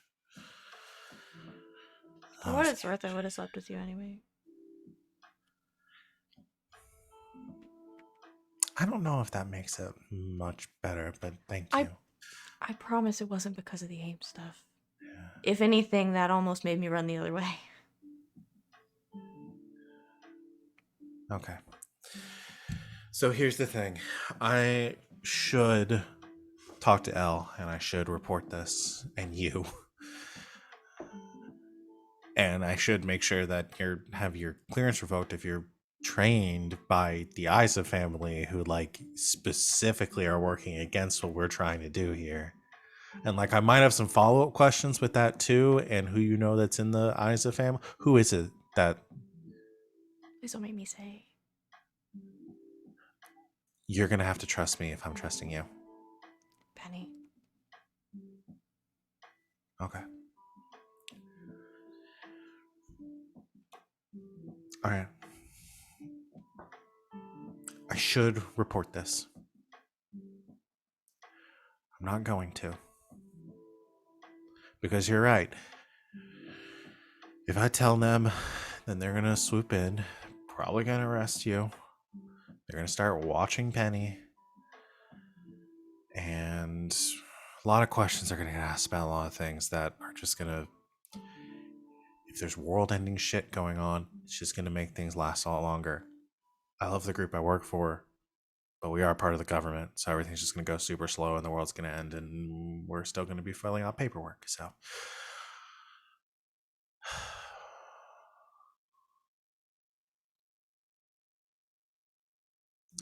I'm going to tell Claude. I think we could use her help. She's like a little sister to me. Like, well, I trust her and her instincts. And if she sits down and tells me, hey, you need to, she's usually the reckless one doing this kind of shit. So if she tells me that what I'm doing right now is a bad choice, then I'm going to listen to her, but she's probably just going to go along with it. Kind of banking on it.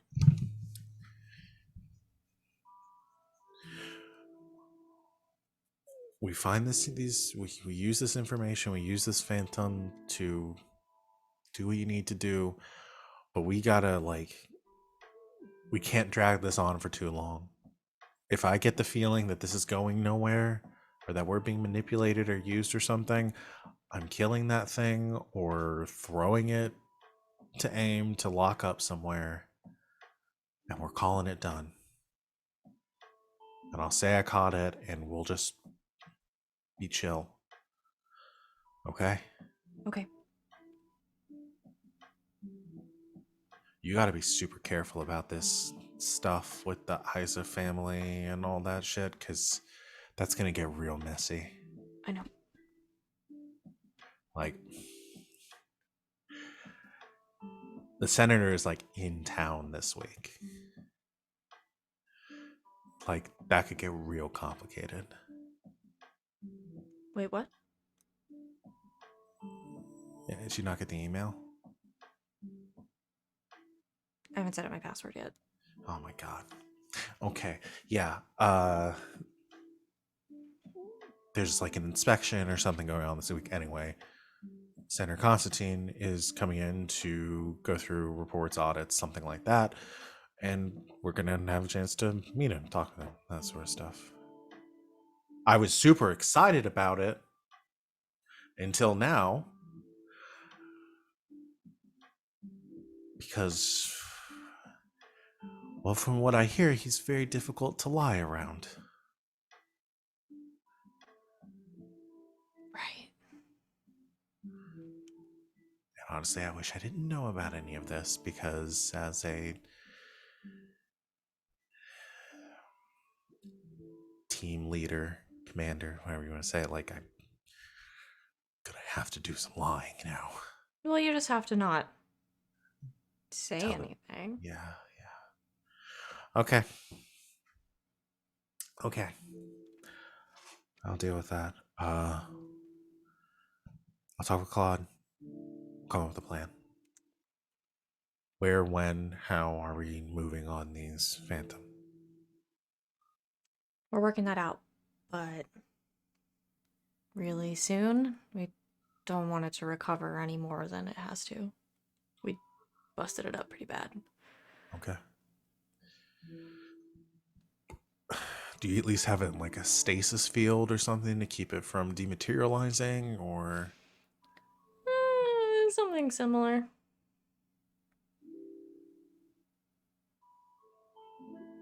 I'm gonna trust you. It's a panic room for a reason. Okay. What? I'm not gonna give away all my secrets. All right. I'm gonna go figure all this out. I'm sorry I lied. I am too. We'll figure out that part of this after. I know you don't believe me, but whatever this is was its own thing. I believe you. It just doesn't make it much less complicated. Well, you're the only person I know who trusts me right now, so.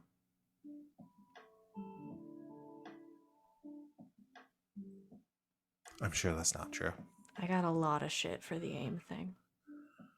Like, a lot.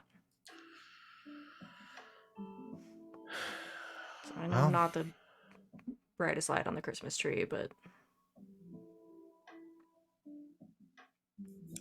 I don't know. Figure it out. Okay. All right. Finish off a drink. I'm gonna go deal with that. Just call me once you got things settled. Yeah. All right. I'll let you know what Claude says. All right. I'll talk to you in a bit.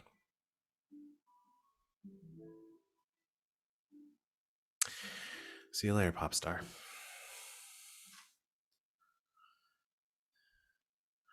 And she leaves.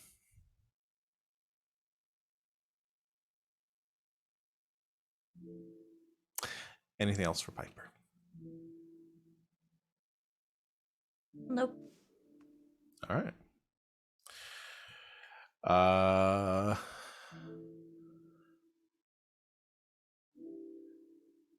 I think we don't have to do anything with this right now. I think at some point you just get a you get a text from Aurora, just like, haven't heard from you for a bit. What's going on? But that's about all you get, because I think Aurora is back at. I don't think she'd be at your apartment because she wasn't involved in any of that stuff that was going on. It's probably still at the Isa estate. But yeah, just a reminder that she exists. Okay, so back at the ranch, at the pawn shop, the North Star. Penny, what are you doing? Fuck if I know. Okay.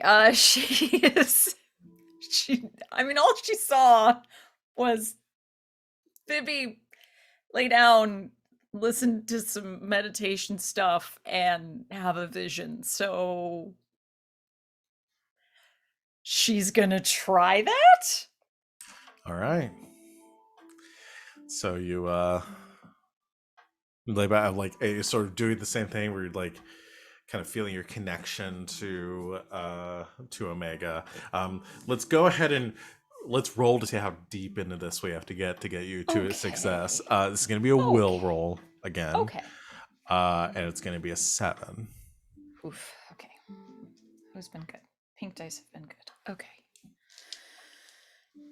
I have will, but I don't know how good it is. What's my will? Oh no, it's good. Okay. I literally have to roll a 4 here. Okay.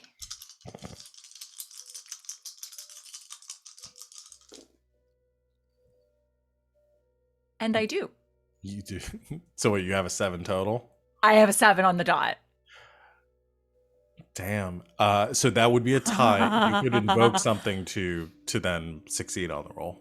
Okay. Let's. Time breaks on the table. Yeah, you could use one of the time campaign break. Yes, let's do that. I will spend the fate point to invoke the time break.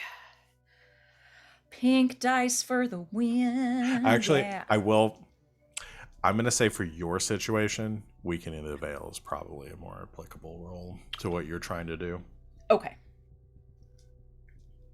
That's what don't want to give away too much, but that's we'll say that it invokes it because that is more specific to your situation, whereas Vivi's was trying to connect with other timelines. Got it. You're not so much.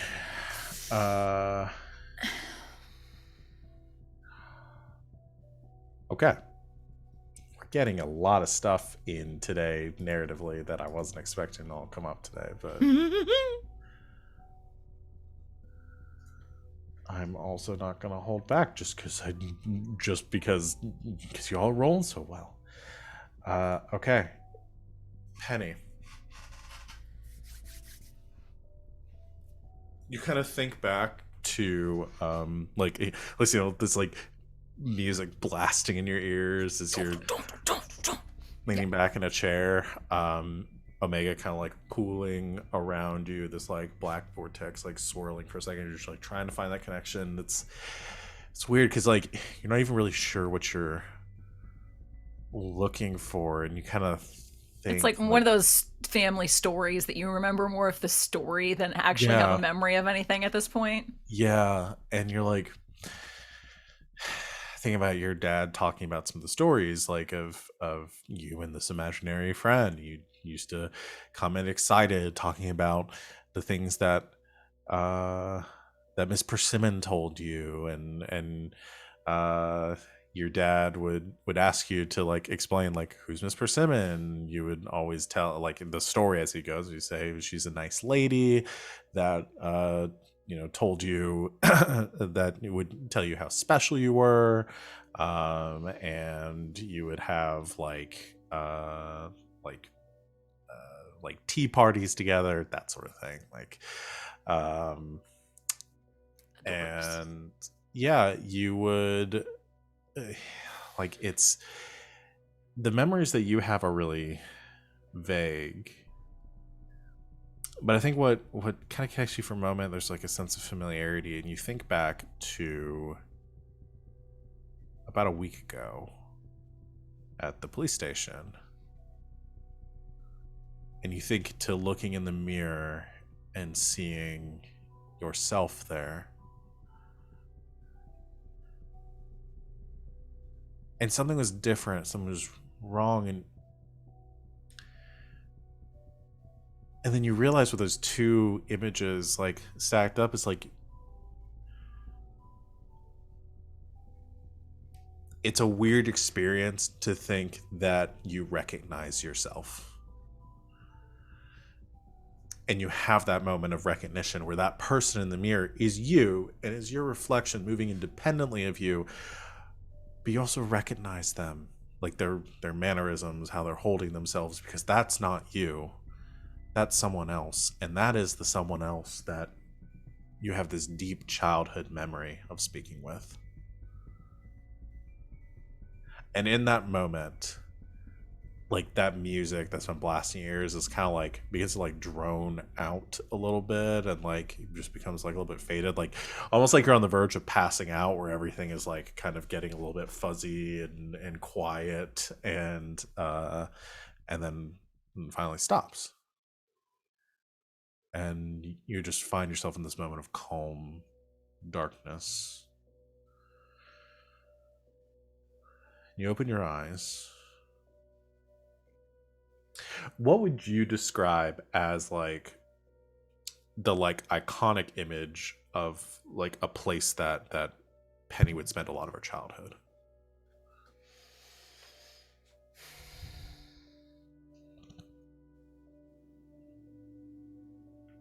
I like to think that on the Isa estate at some point, especially when she was like much younger, Penny probably didn't get to go out much, so they just like put everything on the property. So they like made her a real nice little playground area out back that eventually got pulled up when she got a little older. So like on the little playground with like the seesaw that she never had anyone to seesaw with on, so she had to like not the seesaw, one of those swings that you have one kid on either side and you like move it back and forth, but she had to do it by herself because she didn't have anyone to play with. They got you you're an only child and they got you two-person. Well, it was just one of the things on the playground set, yes. But that's cool. the one that she played with all the time. Most parents, I think, like to assume their kids are going to have friends. Was there a seesaw? Because I think that's even more depressing. No, there wasn't. Not a seesaw. Yeah. One of those swings that like has the two seats that they can push it back and forth. Yeah, that's what I'm imagining. Yeah, I think like again, it came with the set, and maybe and then when they put it together, I imagine there was a conversation where it was like, Well, she'll have friends. They'll come over and use it and stuff. But like for young Penny, like that was the thing you wanted to use more than anything. Even when nobody was around, you didn't have any friends over or anything like that. So you'd have like anyone you could like to to hang out with that on. And so your this like memory that like comes back to you is you sitting on this and kind of like swinging back and forth. And it's like I want to say like we get this image of like young like 8-year-old 7 or 8-year-old Penny like swinging on it, and then like it cuts back and it swings back and it's like adult Penny swinging on it, and then like it cuts back and then there's two of you swinging on it kind of back and forth in this image, and I imagine the only difference between the two is like, do we say Penny wears glasses in this timeline or doesn't wear glasses? She does. Yeah. Okay. The only difference between the two is the other Penny is not wearing glasses. Otherwise identical. And yeah, you look there and you remember this, and you remember having this moment with Miss Persimmon as she introduced herself to you, like sitting here and having conversations, except this is not a memory because this is happening now. And she looks around a bit and she says, well, finally.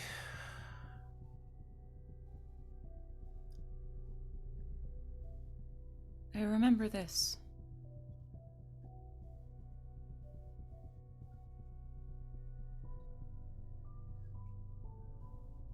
You're me. Kind of.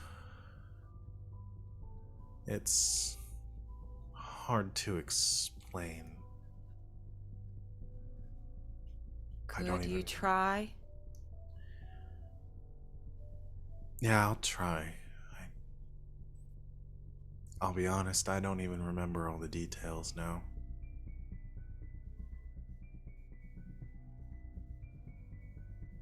I've been with you for a long time, Penny. 2 lifetimes now. Maybe even a little longer. I'm not entirely sure. Things don't really happen in the right order all the time around you.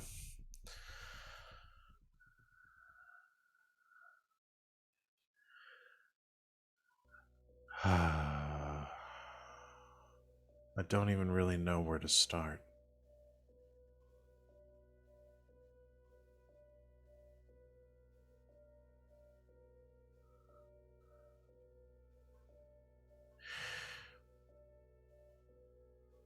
You weren't supposed to have your powers this time around.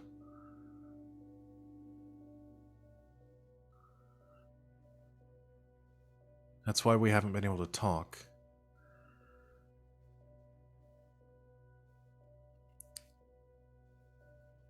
Oh. It's the, that thing. The obelisk? That, yeah. The day you touched it, or it touched you, or however you want to. The day you got your powers. That was the last day we spoke.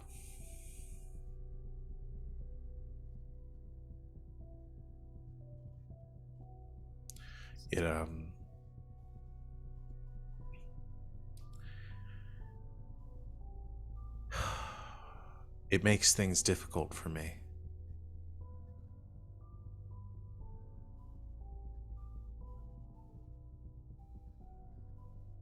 Were you supposed to be my anima?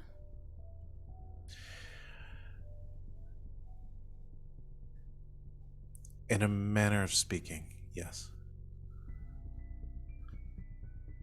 I am not Omega, but I'm what Omega comes from.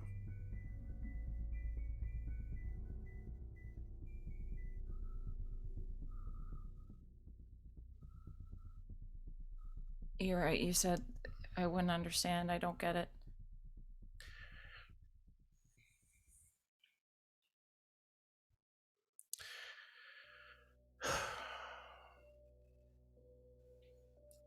I'll try to keep this simple. You need the three families to come together to fix what's been broken. Each of you carries a piece. Yours is just the only one I can speak through. You have my mind, as it were. But I'll need my strength and my heart as well to keep this all from falling apart.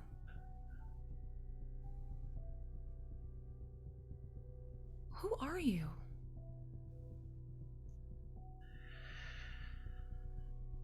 I'm not really sure.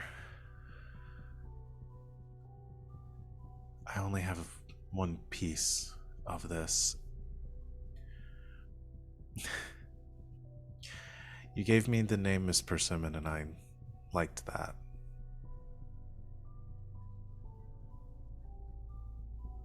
I think I literally had a persimmon for the first time that day, so...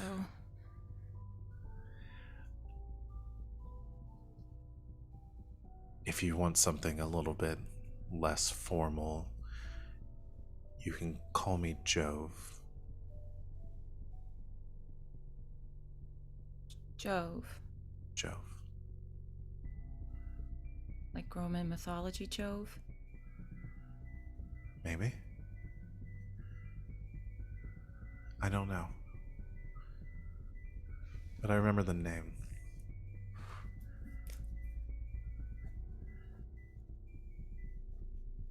If it gets easier to remember things when you're together, like right now,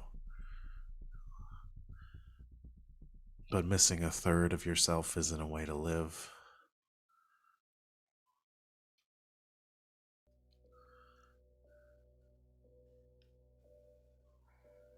Okay. So we need to get all three of the families together. So the three people from the families that have anima? I think so.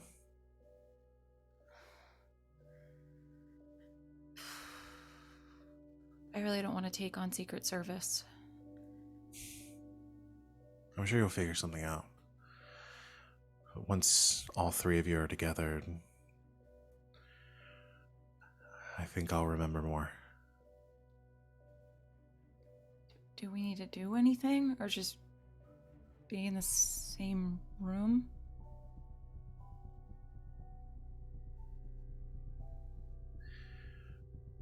Whatever you're doing right now seems to be working, so I feel my strength with you.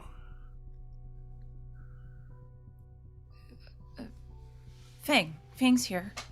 He's one of the families. That makes sense.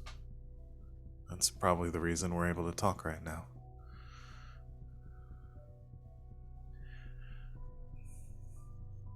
But we probably won't be able to for very long, or once the two of you are separated. Something about when you interacted with the obelisk damaged our connection.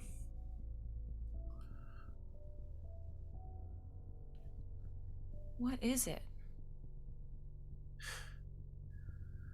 I don't really understand it, but it wounded me,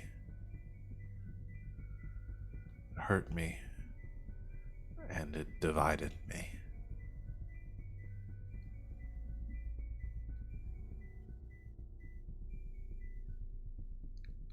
And you see this, like, as you're swinging and stuff, like, everything around starts getting, like, a little fuzzy and kind of flickering a little bit, like a screen starting to go out. I think you might be really old. I feel old. I feel like I've been waiting for a long time.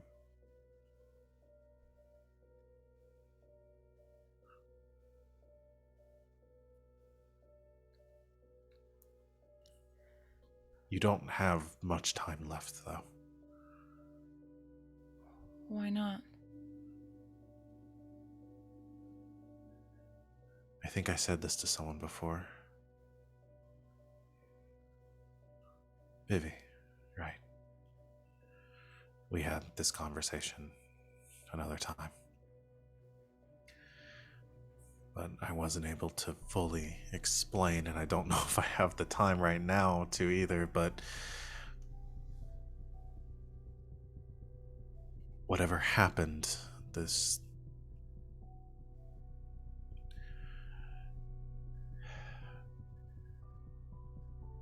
veil wasn't meant to be broken like this.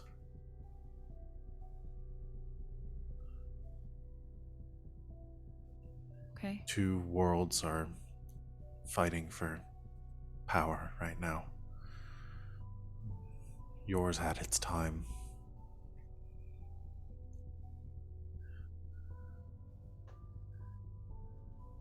If you don't stop it, I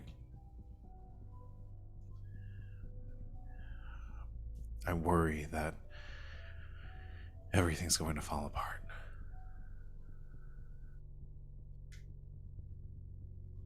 Okay. We have to put you back together.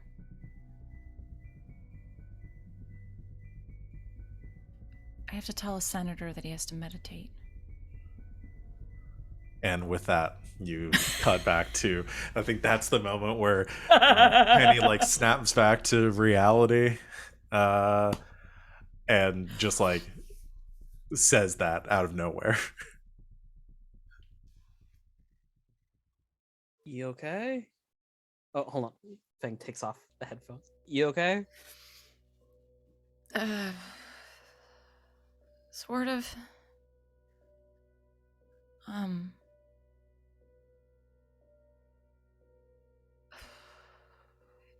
Something's broken.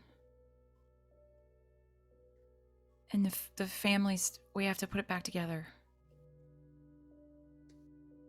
Well, 2 out of 3 isn't bad so far, right? They said that that's the only reason that they could talk to me was because you were here. Oh, you might need to explain that one to me a little. She casts exposition. Ah, I see. Mm-hmm. So, it's a proximity thing. But they said what I was doing was okay. Helped. I have its mind. So that's why it can talk to me.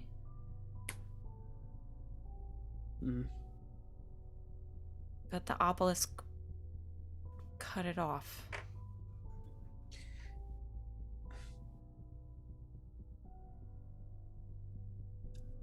I guess long and short of it is we need to get in a room with Constantine. And potentially all sit around like Matrix style and meditate together. You're not gonna jam anything in the back of my head, are you? No, not that part, just the meditation part. Ah, alright. Like, I don't know if we have to go like super heavy with it and like have all our heads meeting in the middle for like an overhead shot or anything. I don't know. Probably couldn't hurt. Again, Minority Report all floating in the tank. Yeah. Mm-hmm. Sensor deprivation tanks. Yeah. From some things just don't add up, Penny. From the research we've been doing here and what you've been saying, that obelisk is supposed to give people powers, not break them. And if you've had Miss Persimmon with you this entire time, Well, you remember from the folklore, the zodiac. We can really figure out whether like it made the obelisk or it just took some power and put it in the obelisk. Right. Maybe the power that it took was whatever this thing was. So the obelisk split it all?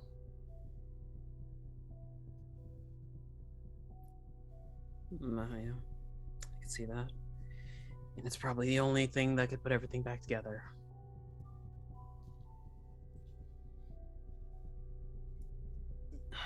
Not for nothing, also, I've been doing a bit more reading. Way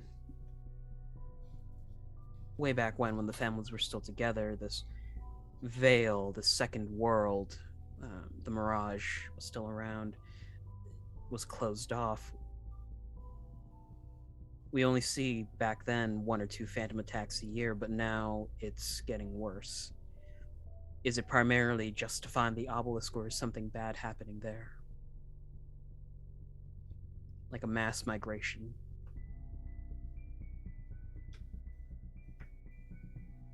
I have no idea. You know, the more we try to research into things, the more questions come up.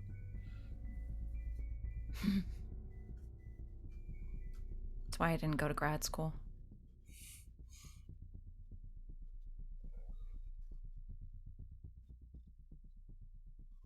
Let's get Piper on the horn, update her on what's happening. We'll figure out how to meet up with Constantine then. Do we have to like go to DC or something?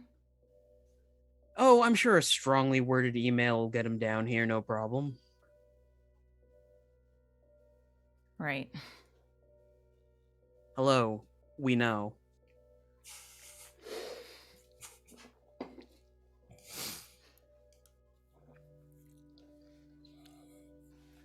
Yeah, let's get everyone together.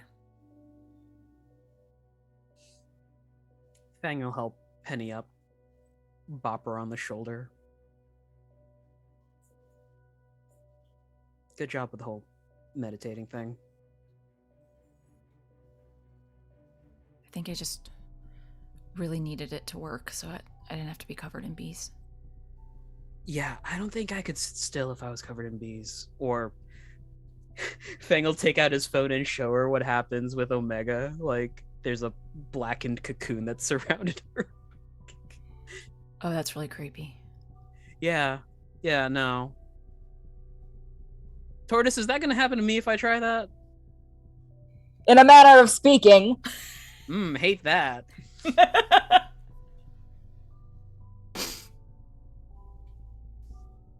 We go find First, you have to get a hold of 100 tortoises.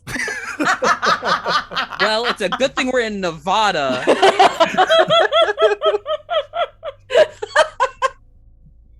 Terrible. Vivi's been outside making friends with Grandma. Okay. Just like leaned across the table, like broken into the fruit basket, just like, is this Ming Dynasty? Very nice, very nice.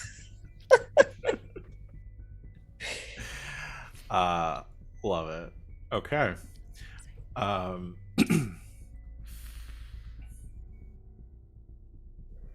Well, last week was a bickering episode, so today has to be a cliffhanger episode. Oh boy, here we go. I can come back and make it a bickering episode. No, we have to alternate. You try to come back here and bicker with me. I'm gonna make friends with you. You try to bicker and I'll pull out a gun. I'm gonna make this a cliffhanger. Grandma, no. Not the Smith and Western. Did you just say the Smith and Western? Weston. Okay, I think you said Western, and I was saying like best Western. I But think I might have garbled it a little. Okay, no, serious cliffhanger. As you're upstairs talking, chatting on the North Star, Piper, you have finished your drink. Sally's left, and you head out the front door. It's later in the afternoon at this point. I kind of think everything y'all have done today, it's got to be like mid to late afternoon. Now, I completely lose track of time. I feel like I'm always saying it's mid to late afternoon in this game, but that feels right considering everything we've done. Y'all have slept at some point. Were you on your motorcycle? Yes. Okay. You head out the front of the bar and head around the side of the building to the parking lot where your motorcycle is currently parked. And as you pull out your helmet, start getting ready, kick on the engine, it throttles for a bit, and then it cuts out. Just got gas. Throttle again.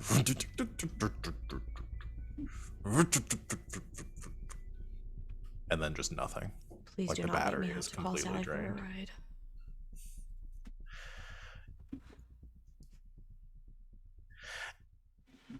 And while you're thinking that too,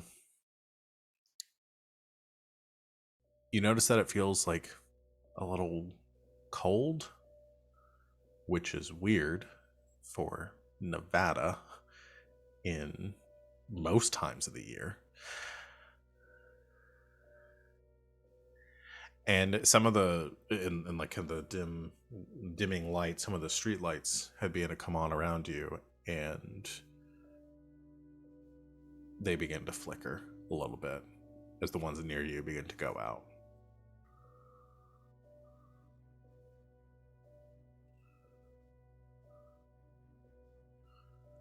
Take out her phone. You try to flip open your phone, or you try to turn on your phone. You don't flip phone. We're not still in the 90s. You try to turn on your phone. It's dead. Okay, now I know something's weird.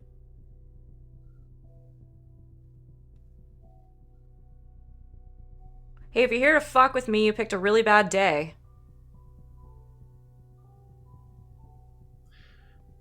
As you speak this out, do you have your helmet on still? Yeah. Okay. You speak this out, kind of turn back and forth, very narrow frame of vision. And you, like, as you're looking around, you hear a voice, like a whisper, but it's like not like almost inside your helmet. And it says, "I think you have something of mine." As you head whips to the side the direct voice is coming from, you just get the last image of like a dark hand reaching towards your face, and cut to black. So Savvy, We you're playing know. next week. Did you just Dark Brotherhood me? I did Dark Brotherhood, yeah. Oh no. Bye. Inside the helmet. I hate that. Bye. I don't like it. I don't like it. Rip. Piper. This entire episode has just actually been a big build up to the newest trailer for Nope. Yeah. The movie. Mhm. Coming this Friday. All right, got my cliffhanger in, so next time we got to work up to bickering. Shouldn't be too hard. That shouldn't be too hard. It's always easy for y'all to bicker. I never have any doubt about that. All right, that's where we're gonna end our session. We've gone a little bit over, but we also started kind of late, so I think it balances out. Thanks to everyone out there for watching. Milestones. I think today is just a minor milestone because we just had our major milestone last time. So Okay, yeah, minor milestone. I'll let y'all deal with that. We're not going to talk through all that. Thank you, everyone out there for watching. It's been a good session. Having a lot of fun here. Nothing traumatizing or terrifying happening at all. Just some good, light-hearted shenanigans. We'll be back in 2 weeks, I believe. Schedule people. The 30th of April. Do we have anything going on that week? Okay, we will potentially be here. I see a panicked look from Wings, but That's my birthday I'm always weekend. panicking. as long as 3 out of the 4 of you are here, I think we're good to go. But yeah, we don't have any big plans next week, so we should be able to be here back in 2 weeks. In the meantime, like I plugged at the beginning, tomorrow continuation second session of Duskwall's Dead, which is our Blades in the Dark game Savannah's running, and then continuing games that Savannah runs on Monday, we'll have the premiere of the Queer Chronicles of the Strixhaven Quartet, where we're going to be playing the new Strixhaven adventure. We're going to be doing some D&D shenanigans, and it's going to be super gay. We're very happy about that. So yeah, come join us for that on Monday at 8 o'clock Eastern Time. The rest of our schedule this week, we should have streamed on Tuesday, I think. I think they're doing masks this week on is it Squire Squad week? I believe so. Yeah. And then the rest of this week, unfortunately, Thursday, Friday, Saturday, at least, we will not be having streams because we got some schedule stuff. Potentially be back for next Sunday, but we'll keep you in the loop. Thank you to my lovely players for making this game a joy to run and giving me all this fodder to work with as far as creepy vision stuff. I love creepy vision stuff. I try to do it in every game that I have that people give me the opportunity to do so. So I'm always very happy about it. Thank you to everyone out there for watching and engaging. We really appreciate you. We will see you all in 2 weeks. And until next time, good game and good night, Internet.